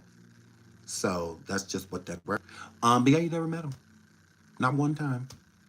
I think you saw some pictures because they were all over my house. But other than that, not one time lay eyes on my children. So, but he took care of him, though. He did that. He could have wrote us off for taxes like multiple years. I mean, when I say he took care of us, he took care of us. Fill my refrigerator up at least twice a week. I didn't have to worry about anything, like nothing. And I was working too. I worked because I was bored, because I wanted to get out of the house. I just didn't want to be there. So, and he respect that. But yeah, and I just saved my money. I just saved my money. I just saved it. I didn't have a reason to spend it. So that is being a sugar baby. What she is, completely different. Completely different. So yeah. And he paid all of my bills. All of my bills. I didn't like my car. He got me a new one. I didn't like the inside of the car, so he changed it. I didn't like the rims, so he put on some low profiles. He put them low profiles on my car. So yeah, he sure did. And I lied.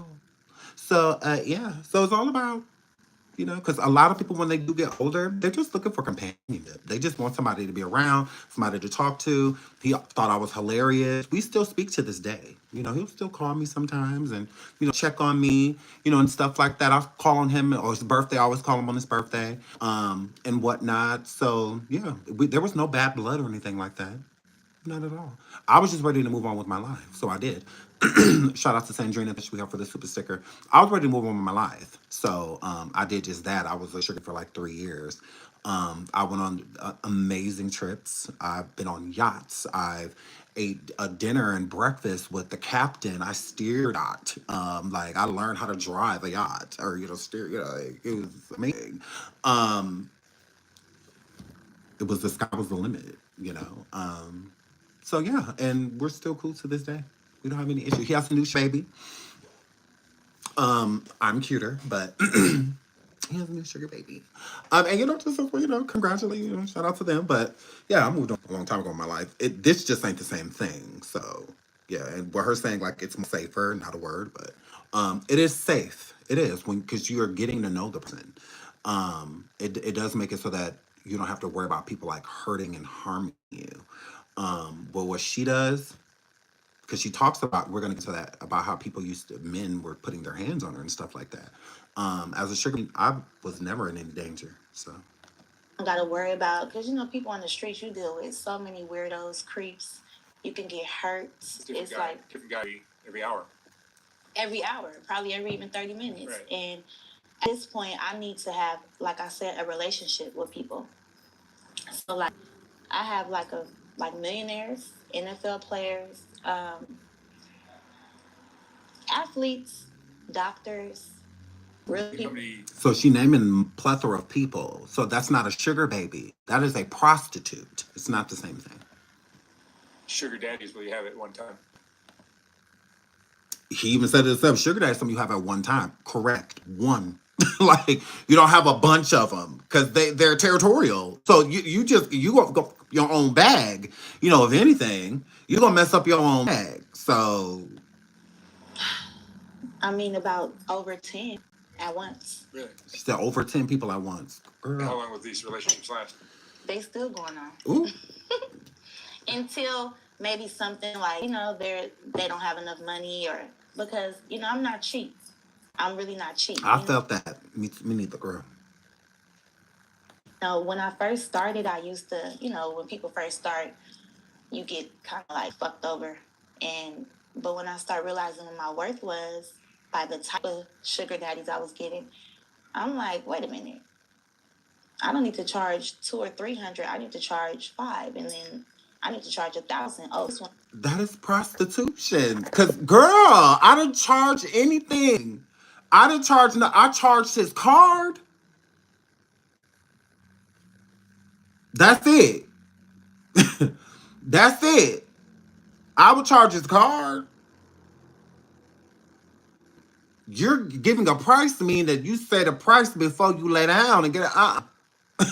No. I had to do none of that. None of that. No, no, no, no, no, no. No. $300. $40. Girl. What's that enough for you to get your hair done? It was $400 piece to get my daughter's hair braided, their hair braided. And I would swipe his card for both of them. And I leave $100 tip. Like, what are you talking about? Me and my kids, when we went to the store, we just throwing an egg. This is why still to this day they think I'm rich. Cause I did not tell them no. Whatever they wanted, I'll be go ahead, get it. Get it. Get it. Get it. Now I call him when it was a bigger purchase. I will call him, just like out of courtesy. I wasn't calling to ask. I was just calling to let him know because I'm getting it either way. Because are we poor? Because if we're poor, let me know because this could be over with. I don't know. We was breaking up today, but I guess we breaking up. Yeah. So I would definitely call like out of courtesy, like if I saw like a big TV or something that I wanted, or something like that. It was like 15 to 1600, or something like that. I saw some pants that may have been like $2,000, or something like that, or some shoes, some retros or something like that. That was $2,000-3,000. Yeah, I would probably hit him up then, and be like, hey, so, I'm about to buy this, just to tell him. But like other than that, I took cash advances off all the time, just out of boredom. It became like a thing that I would do. Like anytime we would go somewhere, I would just take out a cash advance and just put it in my car. Like at one point in time, until my cousin had opened my glove compartment one day, I was like, oh, I should probably do something with that. Because he was like, cuz, what all this? Did you rob a bank? Like, if I did, I got away with it. Close my damn glove compartment. So because I ain't got $1 for you. No, nope, that's rent. You know how family is. So, yeah. So I'll just take out answers just cause, like $200, $500, $600, $700, $800, and I'll just randomly take it out. And then he said something about it. So he was like, "Is this like money or something?" Because like you'll go to the store, you'll swipe the card, and then you'll still take out, da da da da. And when I was be like, "Yeah, it could be angry money. It could be. It building a nest, building a nest." Building a nest elsewhere, and that's on period. So yeah, I would do it all the time. So, but this whole girl, One gave me 1,500. So now, 1500. I'm getting more, and it's like so easy to, very easy. But you got to know what you're doing now, and it got to be a purpose, And these relationships are sexual sometimes? Yeah, sometimes. Are they always, not always though? Not always. I get lucky Mm. a lot to deal with people who they're so busy and they just want either somebody to talk to or, I started a career in body rubs. So like I was making so much money with that. Like I'm talking about a day, $3,000, just easy body rubs all day long. But that's a sexual relationship. It is. It's kind of like a girlfriend experience type of thing. You know, they want to. And that's what the sugar baby experience is. It's being a girlfriend or boyfriend. That's literally what it is. And you're just that. Because they do get really busy. I know my sugar daddy, he was really busy. Always flying from here to there. Like, he was rarely ever here, you know, at times. So a lot of our phone conversations, he would be in another state. Sometimes he would be out of the country for a month, you know, or so. And he kept tabs, close tabs, on me. And yeah, you know, I didn't mind him I wasn't doing nothing. So it wasn't, you know, a big deal to me. And my focus was my kids. So, and it gave me time to focus more on them. So that's exactly what I did. I just drowned inside of him, and he liked that. He liked that I was so, you know, wrapped up with my children and whatnot. It was like a comfort, I think, instead of me having no kids and him just being gone, because it's just like, okay, well, what are you doing with, you know, type of situation. But I was blessed, very much blessed. A body rub once a week, and you're seeing them a lot, and like, they're giving you everything, you know, on top of gifts when you come, body rubs. I don't know about that. Let's go out to dinner. It's more than just, you know. And these guys are married or single or both? Please hit the like. Please hit the like. Please hit the like. My sugar daddies, I've had multiple sugar daddies, but not all at the same time. But because I don't know where my next sugar daddy was coming from at times, girl. Because I wasn't going back to that struggling life. Please hit the like. Please hit the like. Please hit the like. I said, all that. I said, yeah, struggling just ain't for me. I tried it. I'm allergic. I tried. No. No. No, I tried it. I'm allergic. I can't. I break out in hives and all of that stuff. Being poor is not fun. It's nothing fun about living a paycheck to paycheck. You know, I didn't like it. I did not like it. I did not like it. I was not going back to that fucking life. I was like, over my dead body. I said, yeah, I'm not going back to struggling. Ew. Like, I'm not doing that. I'm like, no. Some gonna have to give, Lord. Because I'm just not about to do this. It's overrated. I was like, I tried the whole poor thing. I tried it. It's just not for me. You know, shout out to the people it's for. I'm just not one of those people. So I am definitely allergic, broke out in hives and stuff. I was looking for medication for being poor. You know, I didn't like it. So, no.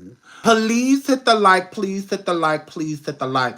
So let's get into Tanea's second interview that she did. Now, this is the one she get into about talking about her children and stuff like this. She did this one a couple months ago. She pregnant right now. She pregnant. Let's get into it. And you're back. I'm back for you. Not for me. I was on your head on you, but I'm not even gonna lie. I was like, Mark, but I had to look at everything. I only was mad because I was fighting the case. You know, when I came from Baby 7, and he's done an interview with her daughter Nova. Do y'all want to listen to a little piece of that too? Y'all want to listen to a little piece of that too? Because the 13-year-old Nova, he did an interview with her daughter. So we can listen to a little piece of that too. Because, girl, I feel so bad for Nova. But this is her mom, Tanea, the same one that was on. She's done music with Lloyd and YG, you know, and all of that. This is her pregnant, but, well, you know, maybe we should play this one first. Let's play this one first. About her talking about Diddy. Let's do this one.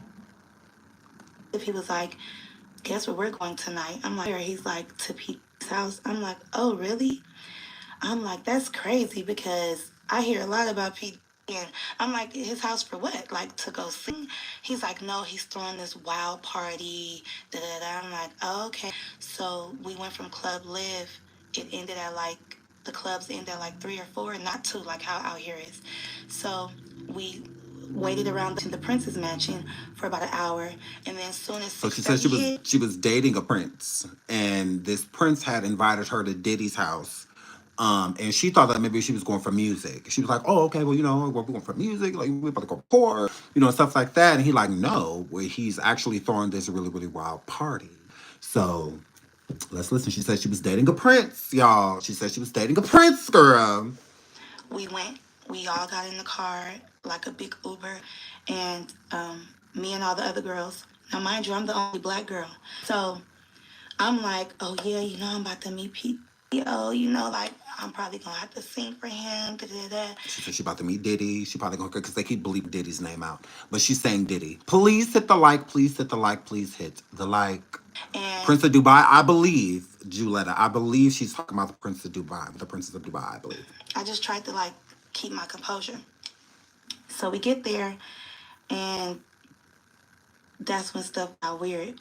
And that's why they lock up our phones, because they know what we see in there, it's he can get in trouble, like right now. December of 22. Oh, yeah, about to be 20. December of 22, you were here.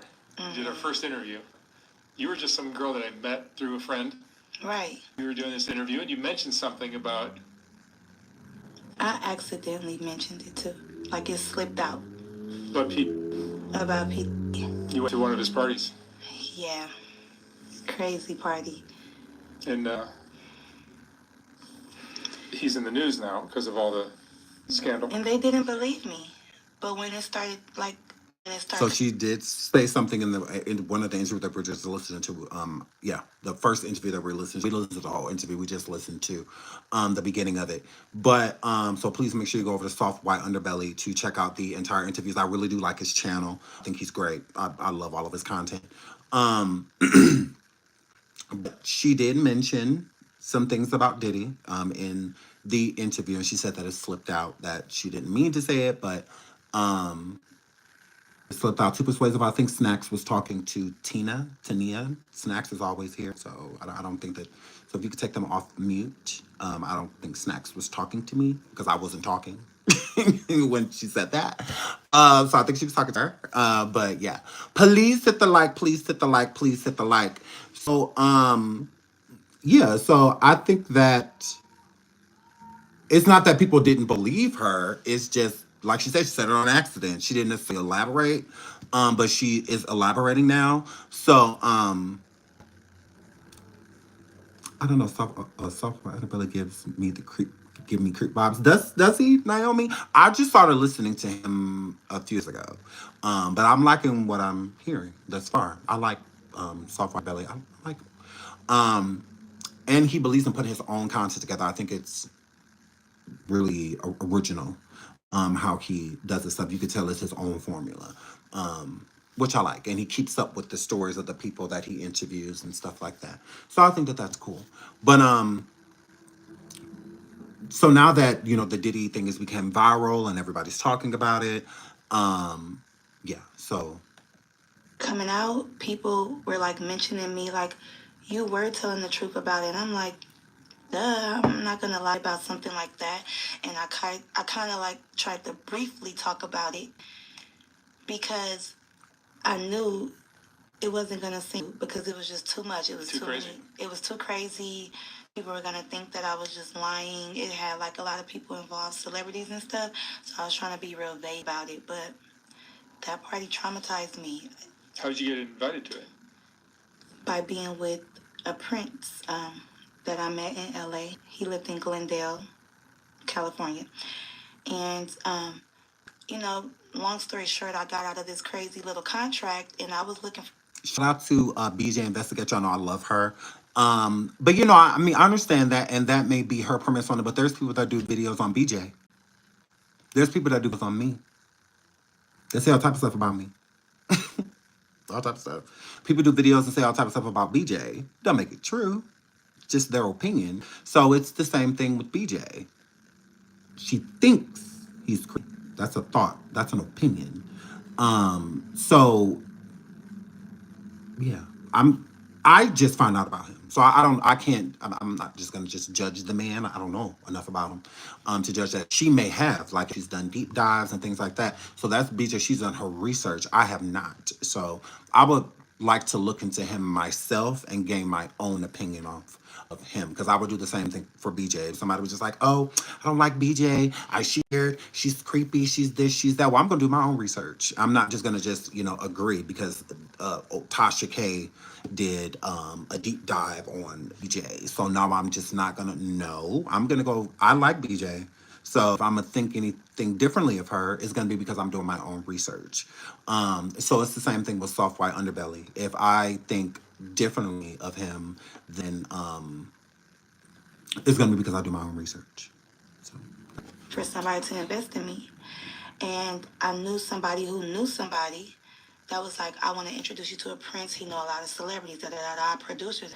So I never put two and two together that this prince knew P When you as say the a prince, producer. prince of what? He was a Arabian prince. Really? so she said she was with an Arabian prince. So it's Dubai, correct?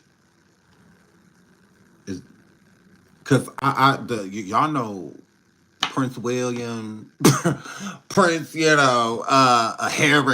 I know those princes, but I don't really know nothing about princes from other places. I really don't. I know Rihanna dated one.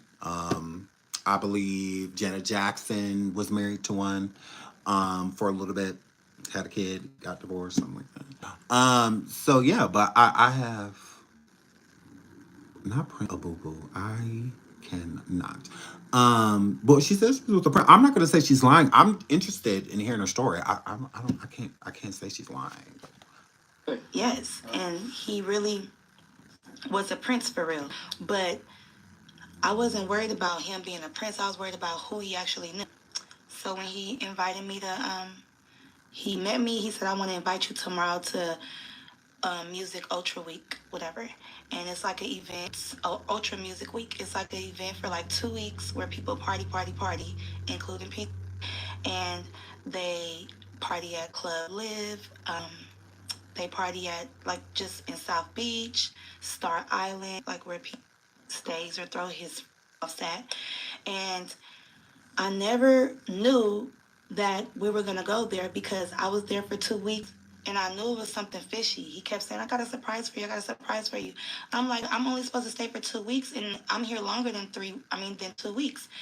And it was almost a month. It was basically a month by then. And he was like, "No, because I just want you to meet one special person."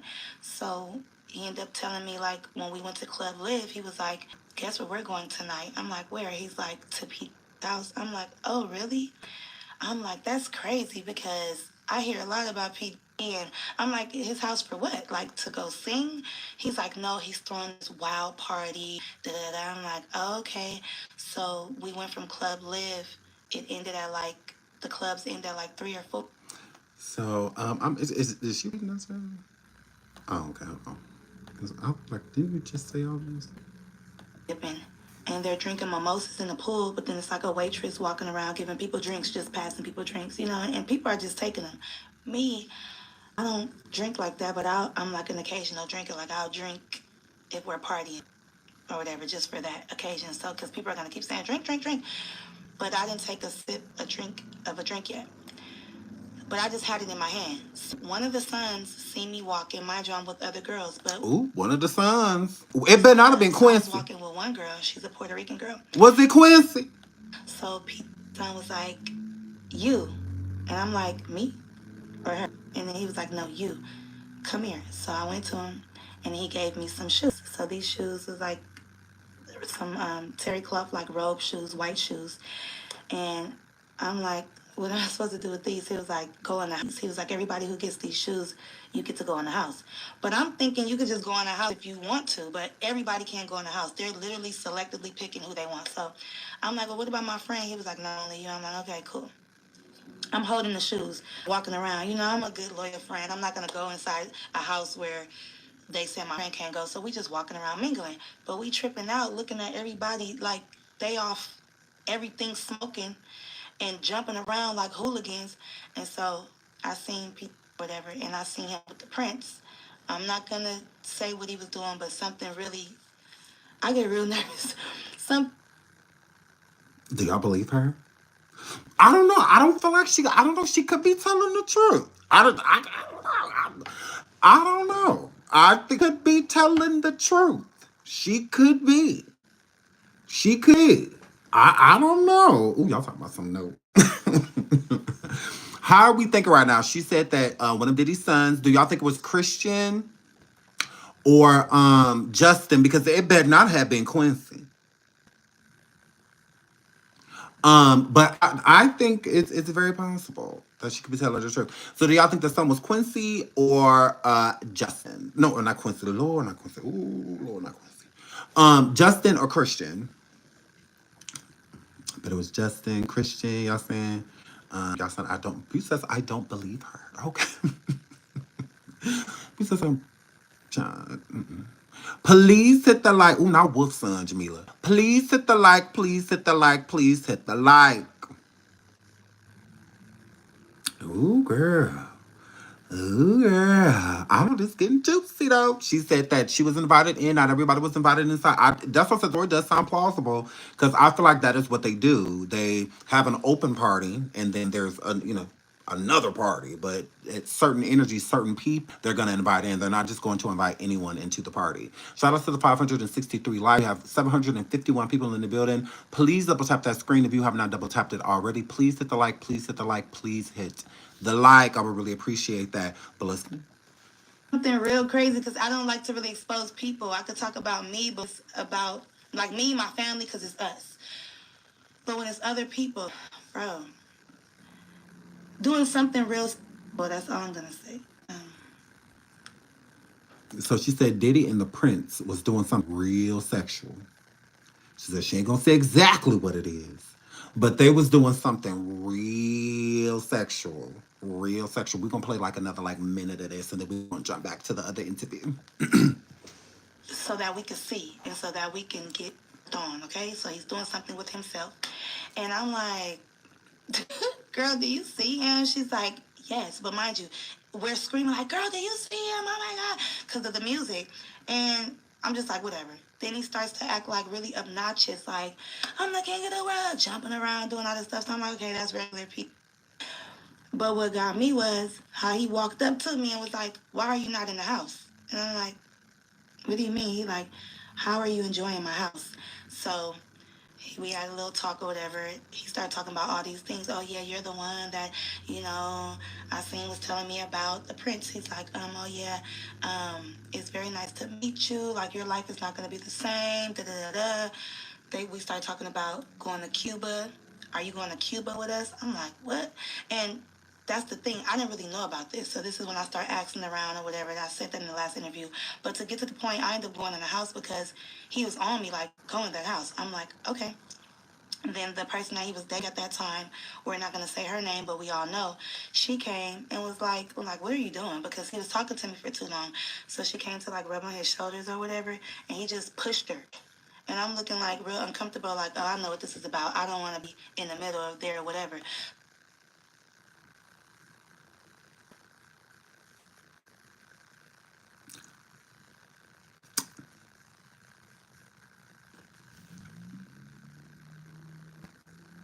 Now,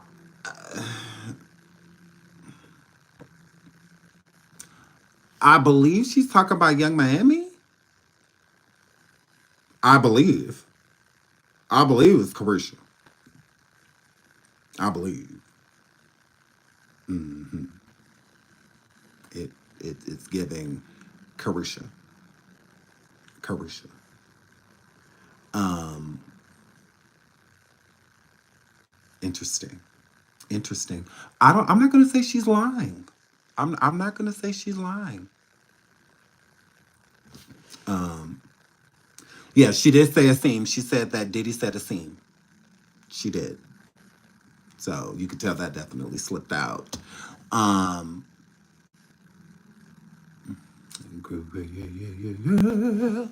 okay, so it's confusing because here she says when she's talking to Harvey, hold on, let me pull this up. When she was talking to Harvey, she said, hold on, where?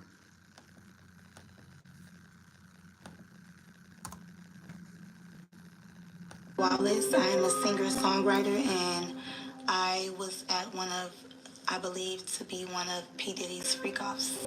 2018, So she states that in 2018 on Harvey Weinstein. On here, she does not necessarily specify that the interview that we were just listening to. In this one, let me pull that one back up. Because in 2018, he was just pretty much like with Cassie, like they were finishing up, type of situation. No, no, they were done. I believe that they were done. At that point, hold on.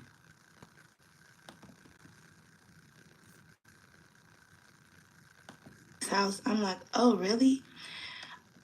Guess where we're going tonight? Like, where? He's like, to Pete's house. I'm like, oh, really? I'm like, that's crazy because I hear a lot about Pete. And I'm like, so she doesn't necessarily specify. So I don't know if all of these events run together or he went to multiple Diddy parties, because in the one which you said it was in 2018 and she saw the little people and whatnot, she didn't say anything about being there with Prince. She didn't say anything about a Prince at that point. So because y'all know me, I'm nosy. She didn't say anything about that's what, yeah. So I don't exactly know when, because she didn't state it. Now the party with the alleged children, or not children, she said it was little people. That was from 2018. So that means that it would have been Cassie around that time. But these are, it sounds like they're two separate events. It sounds like the party she went to, Diddy's, what the one where she was talking about the Prince and whatnot. That seems a little bit more current. Like that just happened not too long ago. Like, but she didn't 2018 with this one, so I have no idea. Let's get her interview of her and talking about her kids, how many kids she has, I can't. and whatnot, and we will go from there. I'm not even gonna lie. I was like, Mark, but I had to look at everything. I only was mad because I was fighting the case. You know, when I came from the last follow-up interview, I got into it with children's The services. Prince is hold on.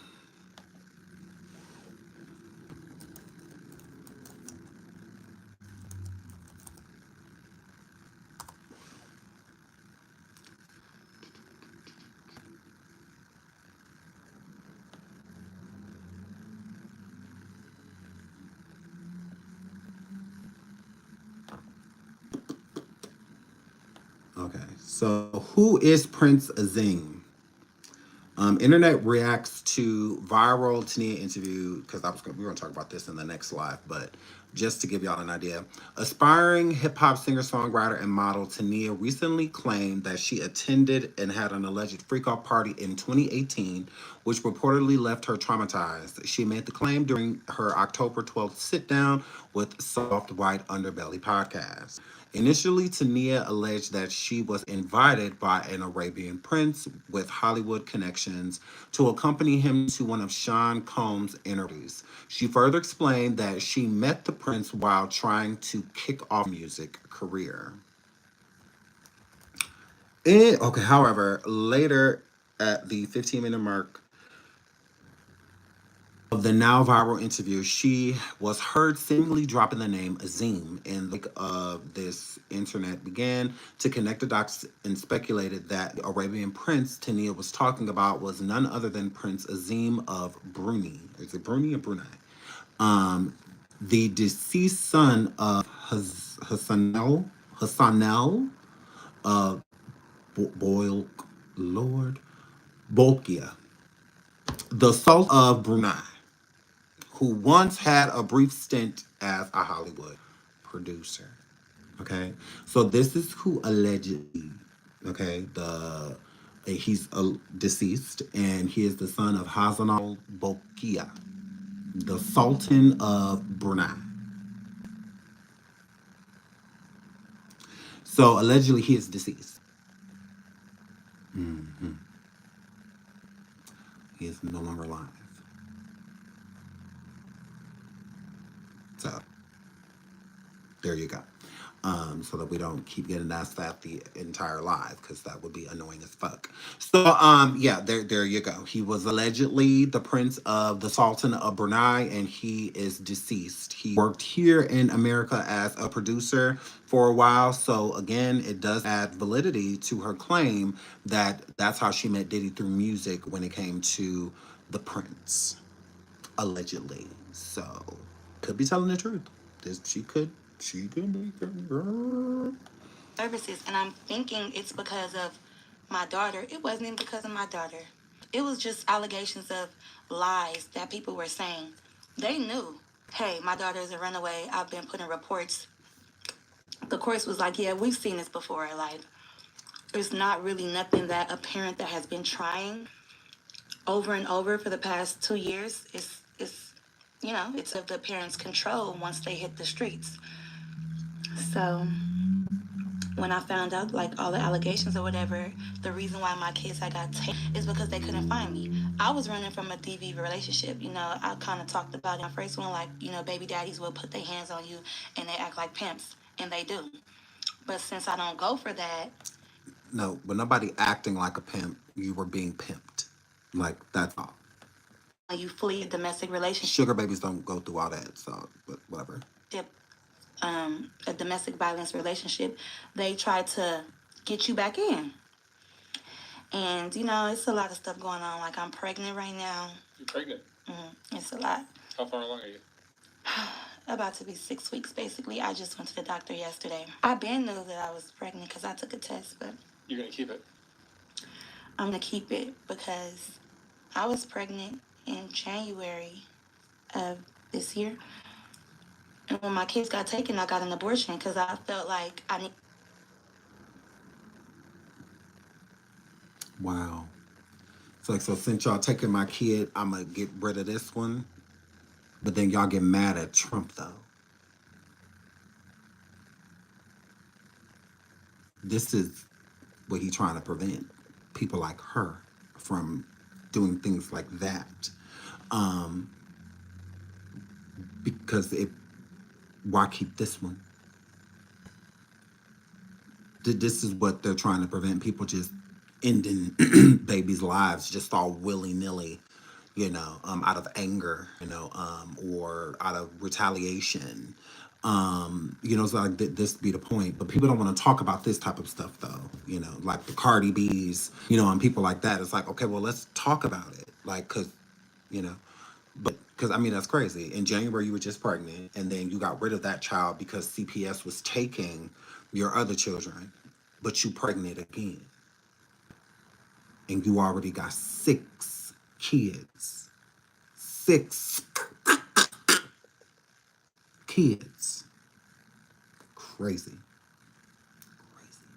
I need to fight for my other kids. Like, it's always fighting for kids. Like, I realize that that's what the devil wants from me. And the devil ain't get it because these are God's children. I'm God's child, period, no matter what happens. But whatever, so... How many kids do you have now? This is going to be my 6th one. 6? Black don't crack, baby. And that's the whole thing. That's everything to do with age. Not opening your legs, sweetie. You got that mixed up, huh? As a black woman, I want more black people on this earth, period. But not to get, off of the story, but when my kids got taken, it's because I was fleeing from the domestic violence guy. I'm so mad that I was... This interview was 3 months ago, so I'm assuming she's still pregnant. From her social media, too, I think she is still pregnant. Talking to C-Mac, that fool was doing the most. C-Mac still in your picture? No, he's not. And C-Mac is in jail. Free C-Mac. Free Mac. I mean, I don't want no black man in jail. But if you carrying around guns and stuff like that, in the ghost gun, what do you expect? But men do have to protect themselves. So I ain't going to say too much on that because I don't know nothing about that. So who's the father of this child? Somebody that I love. And y'all think, I told y'all I'm a Scorpio, I'll be falling in love. I really be wanting love, and I'm going to get it. And I'm not dumb. I'm just loyal, you know, like it's a lot of guys who try to talk to me. If I choose, I said the same thing. He is in jail from what I gather. One of his charges is DV, is putting his hands on her. And it's like she low-key kind of defends him. I'm just like, someone, that mean that obviously I want to settle down. See, I'm not trying to be, but I mean, you can't deny love, and you can't be mad at me. Please don't be mad at me. I'm just a woman. who I'm we just supposed to be mad at, sweetie? the girl. But I was fleeing from the DV guy, and when Children's Services can't find you, they put out a warrant out for you. Like, you know, when we they got, oh my God, they got my daughter from school, my 4-year-old from private school at that. She's chewing gum. I'm sorry, chewing gum is for the morning sickness. I'm so sorry because I think that's so unprofessional. But And she's going to keep doing it, so get over it. I did. they got my daughter from school, threw her in the back of the U.S. Marshal truck. And my daughter was, Mom. And the reason why I was U.S. Marshals was because it was like a serious case with, you know, Nova. Does chewing gum help with morning sickness? I've never heard that before. Does that help, ladies? Of course, I don't know. Does it help? Does chewing gum help with morning sickness? Has any other lady like that has had children? Have you tried like chewing chewing gum help you? Morning sickness, y'all saying lemon drops, ginger, yes, and nausea. Okay, I heard it does. Rhea said no. Katasha says no. They say yes, yes. Okay, it didn't help me. LOL. No, it can. Mint helps a bit. Okay, only ginger.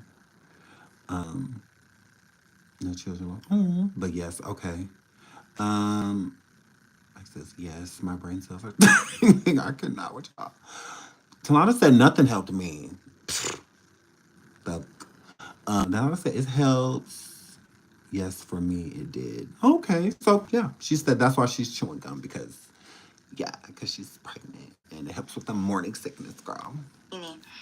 And they, before they broke it down, because there was so many dynamics to my case, as the judge said, they couldn't just take my word. They had to do investigation. They seen her actions.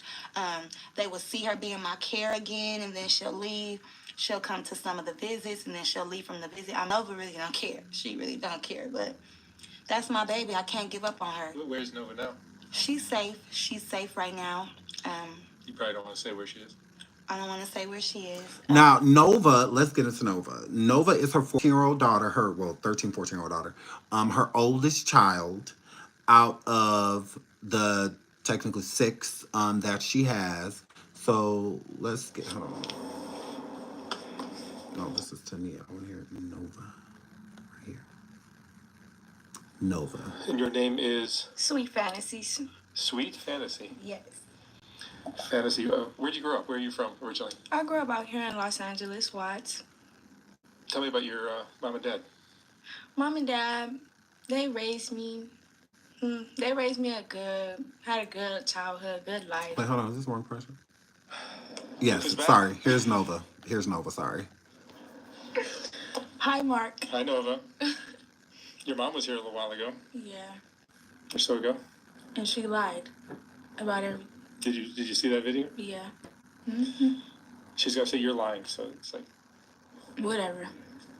That's why I'm trying to stay away from her now. I just tried to go back with her. Okay. I kind of see what people are talking about. Soft underbelly. Why is this 14-year-old girl wearing what she's wearing right now on your show? There would be no...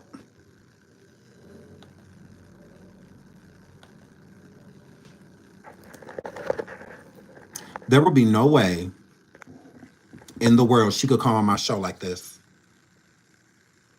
No. Absolutely not. There would be no way in the world this 14-year-old girl could be sitting here just like this in front of me. No. No. No. Now, this is my first time watching Nova. No. Rather, I got here. Where she could put my sweater on until there's no way. No way.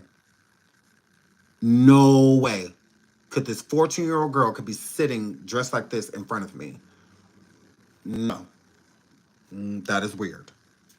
It's weird. You cannot what she has on, but you can offer her something or tell her, due to my viewers, and whatnot. Like, to try to go back to school and stuff because, school just started. But, I really want to see my sisters, too, because I haven't seen them in a while. One finna be 5, so I want to, be in their life. So I tried to see them, whatever. She keep bringing up my past interview. She want me to come on here and say that I lied about everything. She want me to come here like China. She want me to, sit next to her and all that stuff.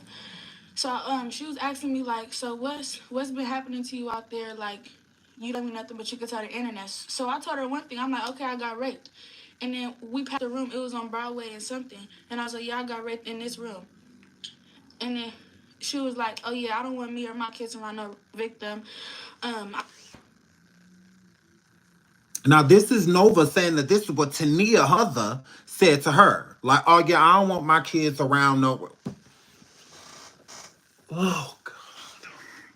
I don't care what you've been through. I don't need me and kids around now because that's going to have an effect on my kids and da-da-da-da. So that happened. So she doesn't want you around? Yeah, she doesn't want me around. And she tells me, like, it's better off when you're not here because it's less stress on me. And when I get the comments and you want to just put my hands on you and stuff, like, I was sitting next to her and it was on her video. And they had commented and it was like, you're jealous of Nova and da-da-da because she's prettier than you. I have to cover up her body. Okay, we're good. And she gonna say, I'm not jealous because of how you really look in real life and what you really go through and da-da-da. Like, she just like to put me down.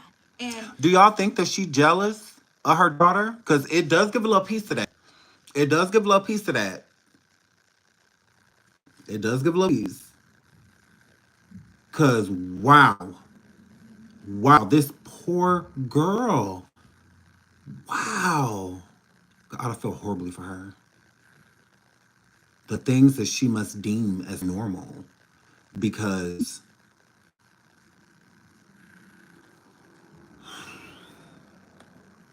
that's what I be trying to go with her, but it's like, it's not gonna work. And then even when I have nowhere to go, that's how I ended up calling her because I was dealing with this boy. And I had snuck out because he don't be letting me leave. I'm gonna talk about that. So I called her. I went to the liquor store. I called her and I'm like, Mom, I don't have nowhere to go. I don't have no phone. I don't have nothing. So she picked me up and her favorite, she was looking toe up and da-da-da. She was like, oh, you look toe up. I'm like, yeah, he just beat me. I had these scratches on my face. And she did say that in the interview. Her mom did say that she was, that she had saw her and that certain things did happen to her. Like somebody was putting their hands on her and whatnot. She did admit that. So she's not lying. Nova is not lying about this. She's not. Or whatever. And that's when we started talking about that stuff. So I was telling her, like, okay, I want to go get my... Because I asked her to pay for it. And she's like, no, I'm not going to pay for it. And I'm like, well, would you at least go half with me? And she was like, yeah. So I told her, like, okay, my friend, he about to give me some money, but I don't have to do nothing for it. And she's like, okay. So it get about that time where it's not even nighttime or nothing. It get about that time where he's ready to come. And I'm like, okay, my friend about to come. And she like, what? Friend? And I'm like, yeah, I told you. And she like, no. And she like, do you think I like you prostituting? And I'm like, I'm not prostituting, Mom. I'm about to go get the money because you said that you wasn't going to pay for my phone. And she like, see, this is why I like you around my kids because you always trying to come and go and da-da-da. I'm like, Mom, I'm going to come back. I just need a phone, like, because you're not going to buy me anything. Like, because first of all, I'm not even her custody, so she doesn't feel like she's obligated to give me what I need or what I want. So I believe Nova is like a ward of the state. Because I don't think she's been adopted out or anything like that. But her mom, when she talks, she makes it seem as if she has custody of all of her kids. But then when they bring up Nova, and I think that that's what annoys Tanea, that people bring up Nova because that's the only one that technically really like isn't in her care.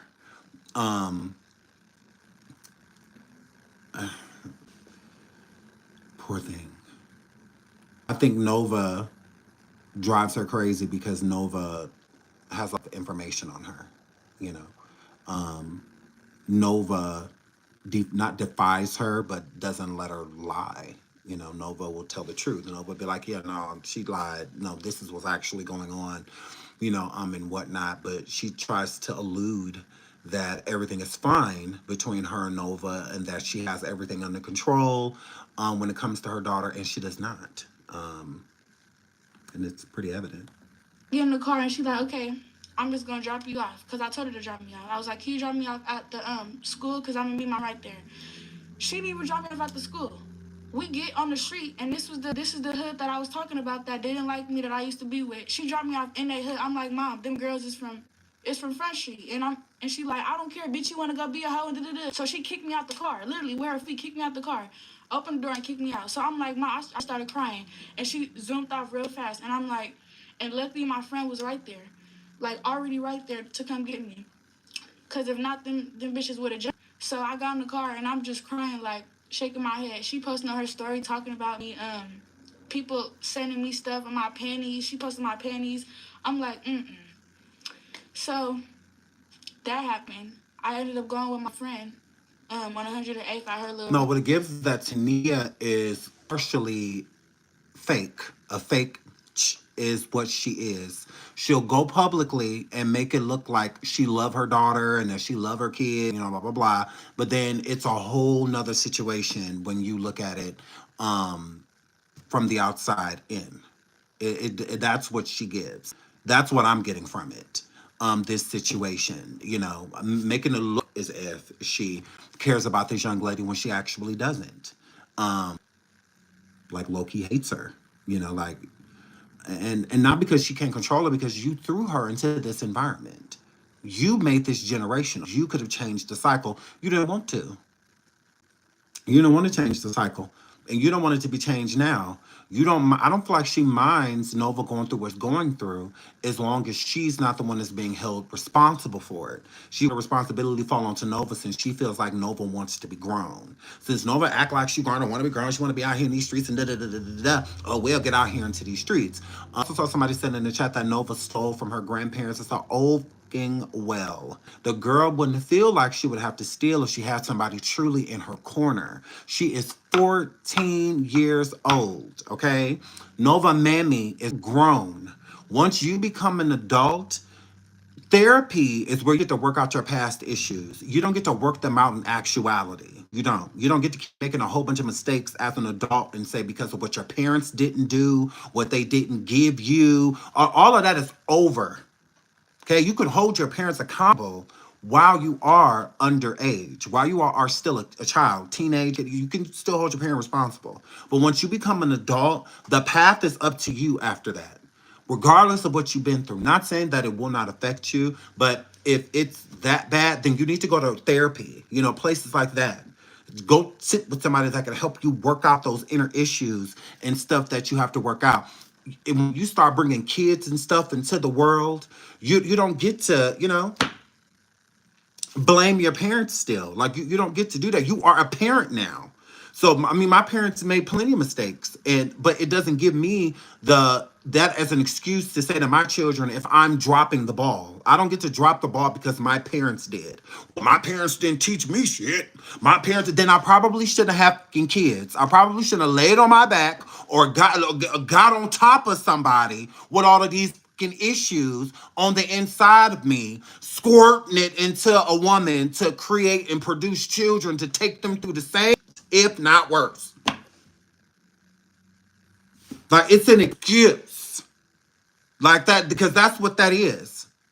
No different than Nova. When Nova becomes an adult, or whenever she starts having children, and whatnot, she don't get to say Tanea. My mom, my mom, my mom, my mom, my dad, my dad, my dad, my dad. She does not get to do that no more. Because now you are a parent. So now what your kid go through, they gonna look at you as the blame. They're going to look at you because you're the one taking them through it. So it's the same thing with Nova.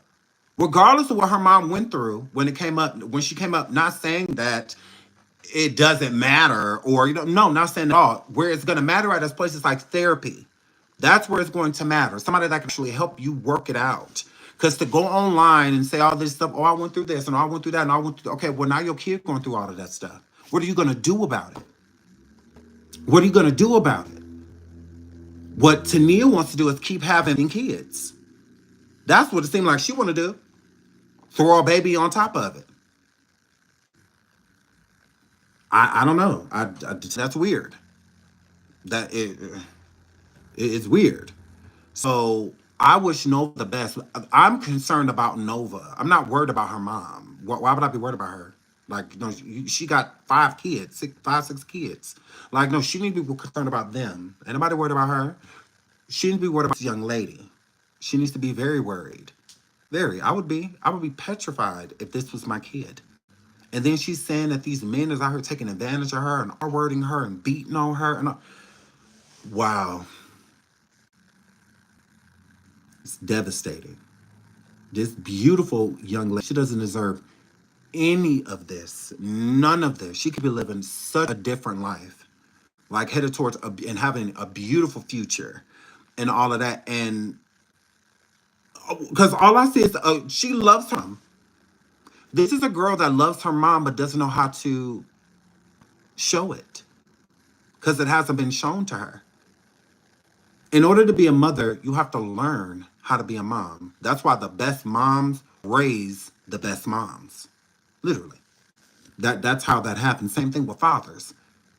So with a man, if a man is not a good dad, look to the examples that he was brought upon. Was he raised with just a single mother? Okay, but then he don't know what a father is. He has no idea what a father is. So now that he's becoming one, it doesn't mean that you're just gonna get it like that. Some people get it without having to be taught. It's just like second nature. You know, those maternal instincts are just there. And some people have to learn them. And so with her, I don't feel like Nova knows how to be a daughter. So God forbid she has a child because she damn sure doesn't know how to be a mother. Look at hers.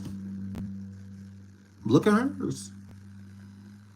So why would we expect? It's the same thing with Tanea. She couldn't have had a good mom because look at what she's taking her kids through. But it's no excuse. You don't get excused. Oh, I'm going to excuse you, Tanea, for your daughter out here doing the same things you're doing, selling her body and, and all of that. And, because, no. Because you should want different for your child. You shouldn't want the same thing. If you know what you're going through doing all of these things, why would you want your child to go through that? When most people say that they do it for their kids, like,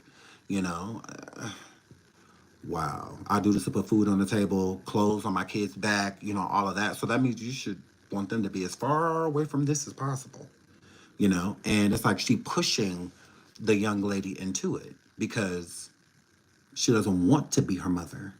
I don't want to be your mom. It's what it's giving. She feels like Nova's like damaged goods. Crazy. Crazy. Room or whatever. I get with her. She like, I'm gonna get down. You gonna get down with me? I'm like, no, I don't be on fake no more. I'll be on another blade, not fit, because too many people know me. And she like, okay. I'm like, well, can you leave your key, your room key? And she like, no. So I go on a date real fast. And she like, I'm gonna come back in 15 minutes. So I'm waiting in the trick car, waiting on her to come back. She never comes back. I guess she switched rooms or whatever. So I'm like, oh, hell no. So that's when I end up going back to the boy house. I go to the boy house. He don't let me leave. So I be there. He be like, do you have some money? He be waiting on me to give him money off of content or from wherever. And if I don't have no money, I'm not gonna have no phone. I'm not gonna have nothing. Or I'm not gonna eat. Like he don't know how to get no money. Like, you're a gang baby, but you don't know how to get no money, and that's sad. Like, if he don't get no money, I'm not gonna eat. We're both not gonna eat. We're not gonna smoke or eat. I have to, cough something up, and that's sad. Like, today, you saved my life, Mark. Today, you got me out of that motherfucker because he knows. And he thinking I'm finna come back over there with some money, but this is changing. You're gonna go somewhere. Where are you gonna go from here? I believe the person she's talking about is a grown man. I do not believe this is no 15, 16-year-old boy she's talking about. I believe he maybe 18, 19, 20, something like that. But I don't think that this is a kid that she is talking about. I really don't. Especially if she's talking about him saying like she can't leave and stuff like that, blah, blah, blah. I don't feel like it's a teenager like her. I don't feel that way. I think that he is older. Um, yeah, I think he's definitely older. I'll go with my friend on Western. That's when she answered the phone. And if not, I'm gonna go to this little trick house. I got his keys in my pocket. I stole his keys. So you're still working the streets. Yeah, I'm still working the streets, but I'm doing it like real strategic. Like I go out when people least expect. Like people literally go to Fig to look for me, and they be like, "Oh yeah, where that bitch Nova at?" And da da da. Like I'm on Fig. You're living a rough life. Yeah, very rough. How long has he held you? Um, since That's January. like 6-7 months. Yeah. This. Are you able to work? No, he don't let me go on like. So how do you make money? Like off of content and stuff off Instagram. And he keeps the money. Yeah, like the fuck, I wouldn't get nothing. And all he buy with the money is weed. Like that's it. Weed, grabber leaves, and papers. Like. So what do you guys do all day? Smoke, fuck. That's it.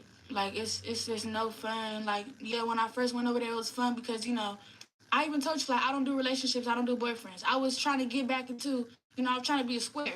So. What about school?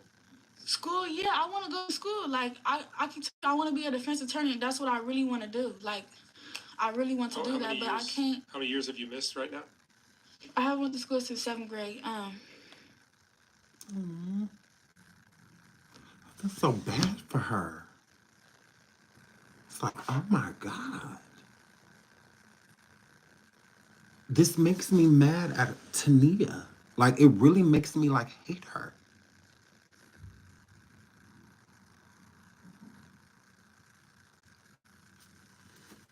Oh my God. I mean, a 14-year-old is saying all this. A 14-year-old. Like, it just makes me realize how sheltered, like the influence of a father.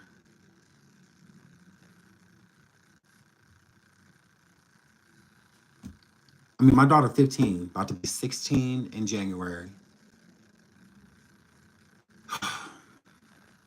She wants to get her CNA so she can start doing, because she wants to be a nurse once she goes to college and stuff like that. Literally is a straight A student. If y'all check my Discord, we just put her grades up in my Discord. She gets $300 for staying on the honor roll. Like that, it's just my rule. Like it's just what we do. She always does what she needs to do to make that happen. Like she's 15 and wants to CNA. What are you talking about? She can't be an LPN at 15 years old. She wants to start working so that she's going to get into nursing by starting off with CNAing and things like that, making sure she has the stomach for it, all of that, plus make money. It's going to be her first job. Her mom is a nurse.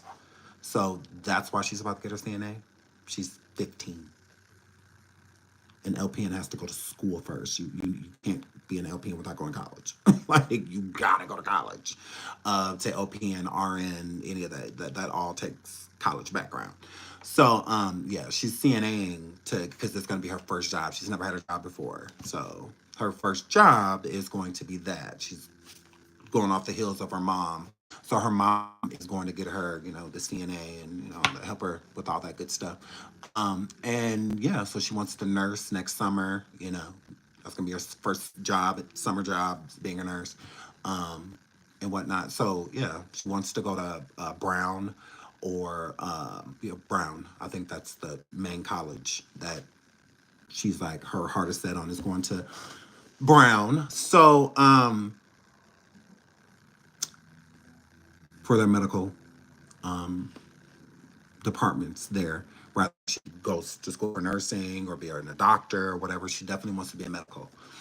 So I don't know,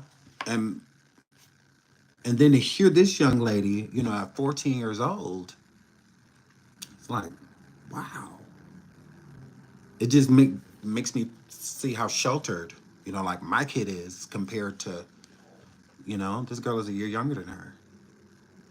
And she done been through some stuff. Like, Poor thing. Done been through some things. But it's the presence of no father. You know, there's no man present. Like I want to be mad at Tanea, but it takes a man to keep a young lady off the streets. It does. It takes the influence of a man when you think like her. Only a man like her father, he would be needed right now. You know, how broken and unprotected she feels.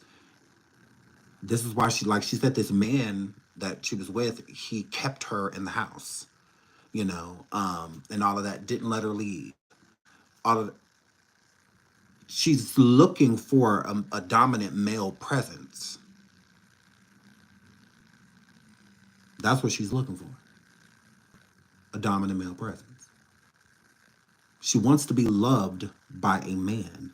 Her mom said the same thing. I'm a Scorpio. I'm going to keep looking for love. She's looking for a father too. You know?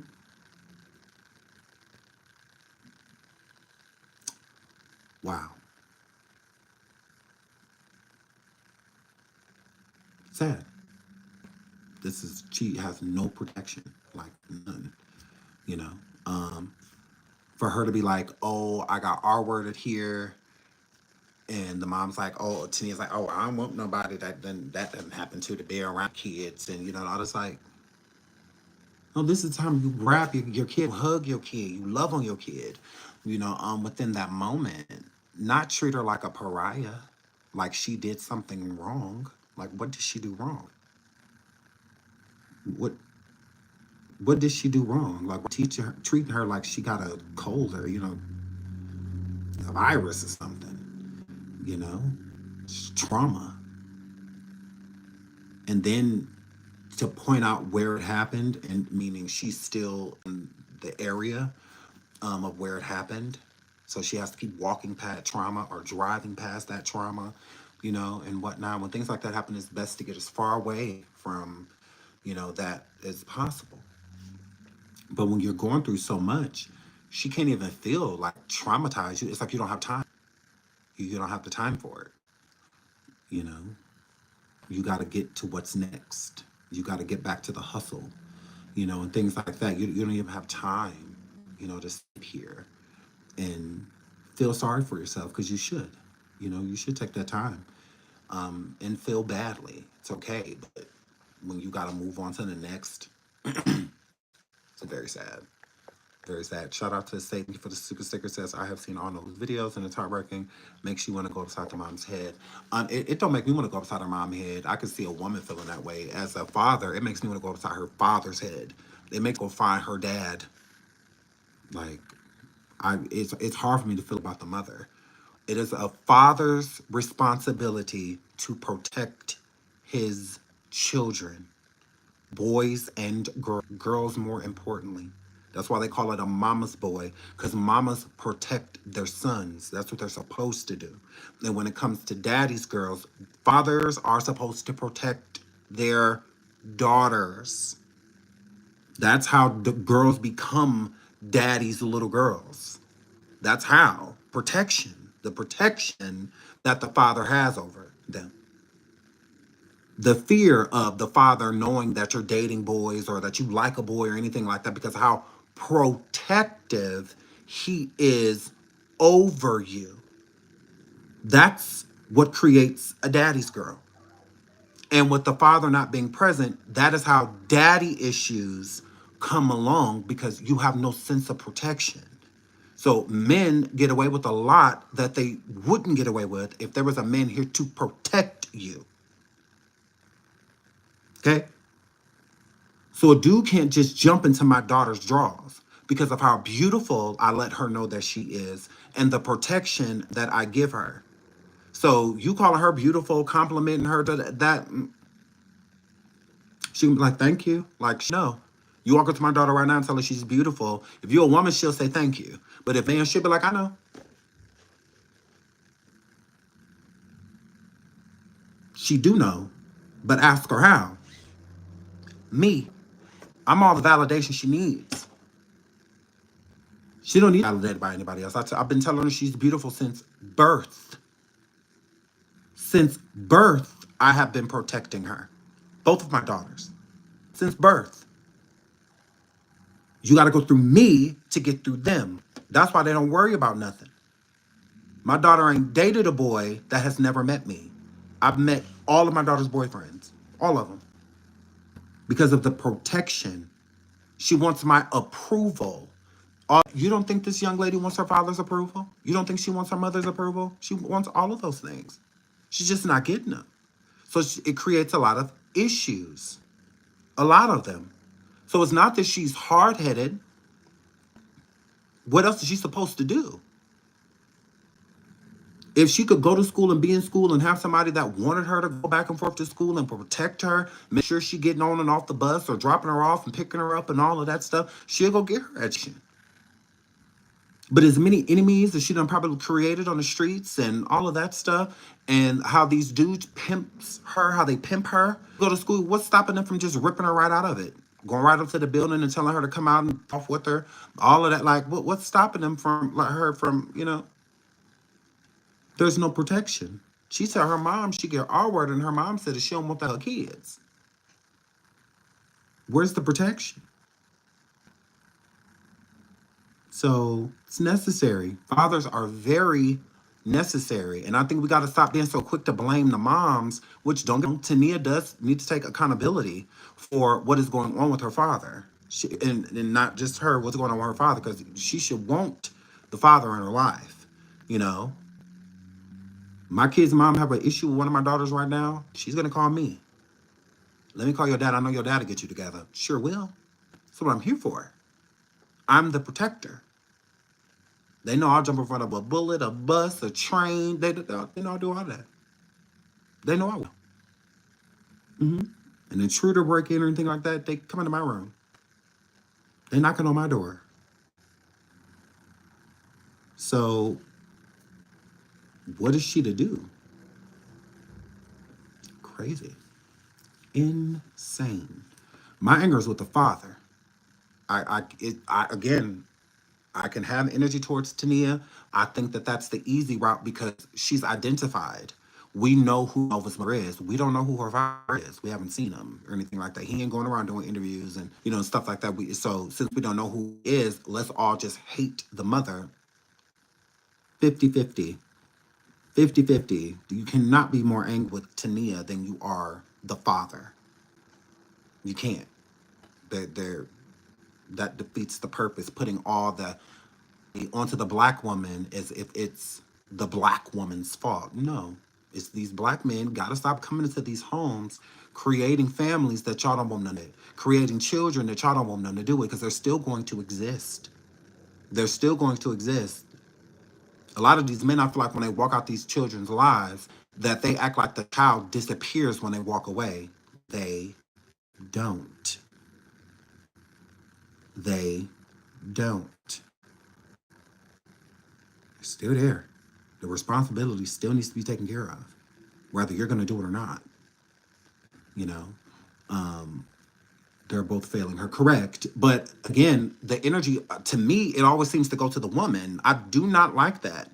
A mother can only be a mother. That's it. Same thing with a father. If you're a single father, even if you raise your child upright and you do the best of your abilities, your capabilities, that's fine. But you don't substitute the mother. I cannot be my kid's mom. I can only be their dad. That's it. I can only be their father.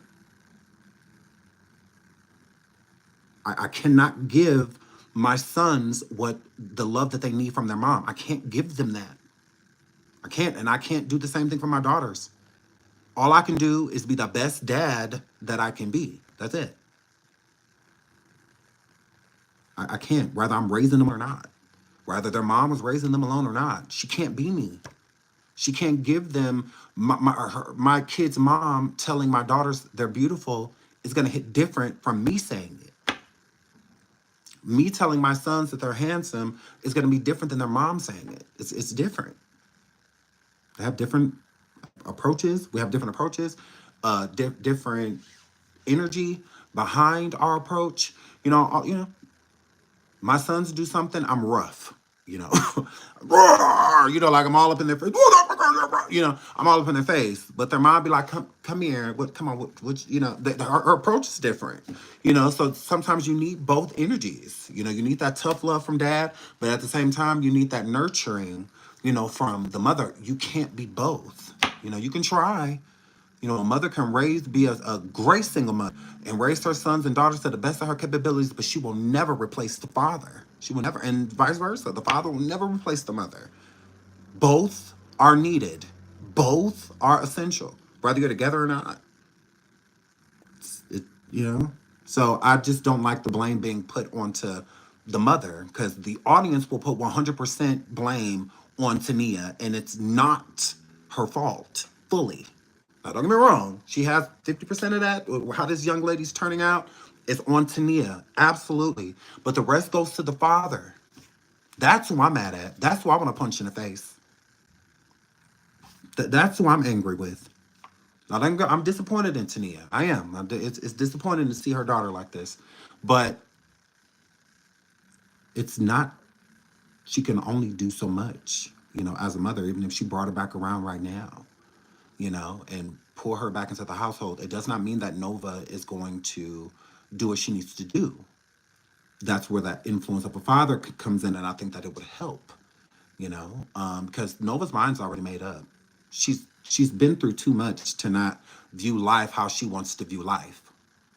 It's not really changing her mind. You can help try to mold her, but raising her is over with. That's done. She's been through too much. Mentally, she is an adult. Mentally, she is an adult. She is. She's grown.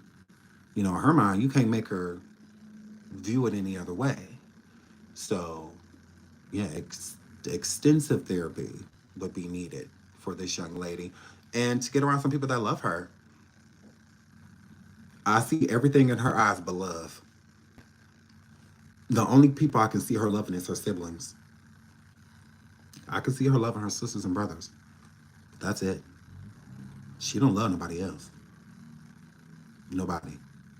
Maybe these boys that she, you know, these gang members that she be hanging with. But I don't see no love in her heart for anybody else. I really don't. Crazy. Crazy.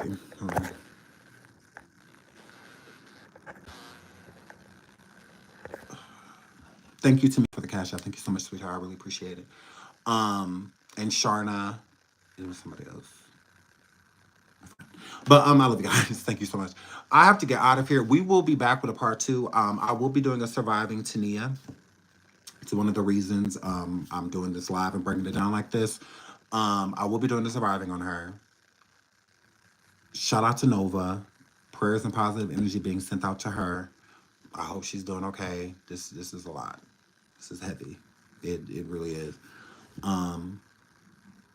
To see this woman out here doing these interviews and your daughter is going through what she's going through is crazy. Yeah, but we will be back. We absolutely will be. Thank y'all so much for being here. Thank you for all of the likes, 670 likes. I appreciate that.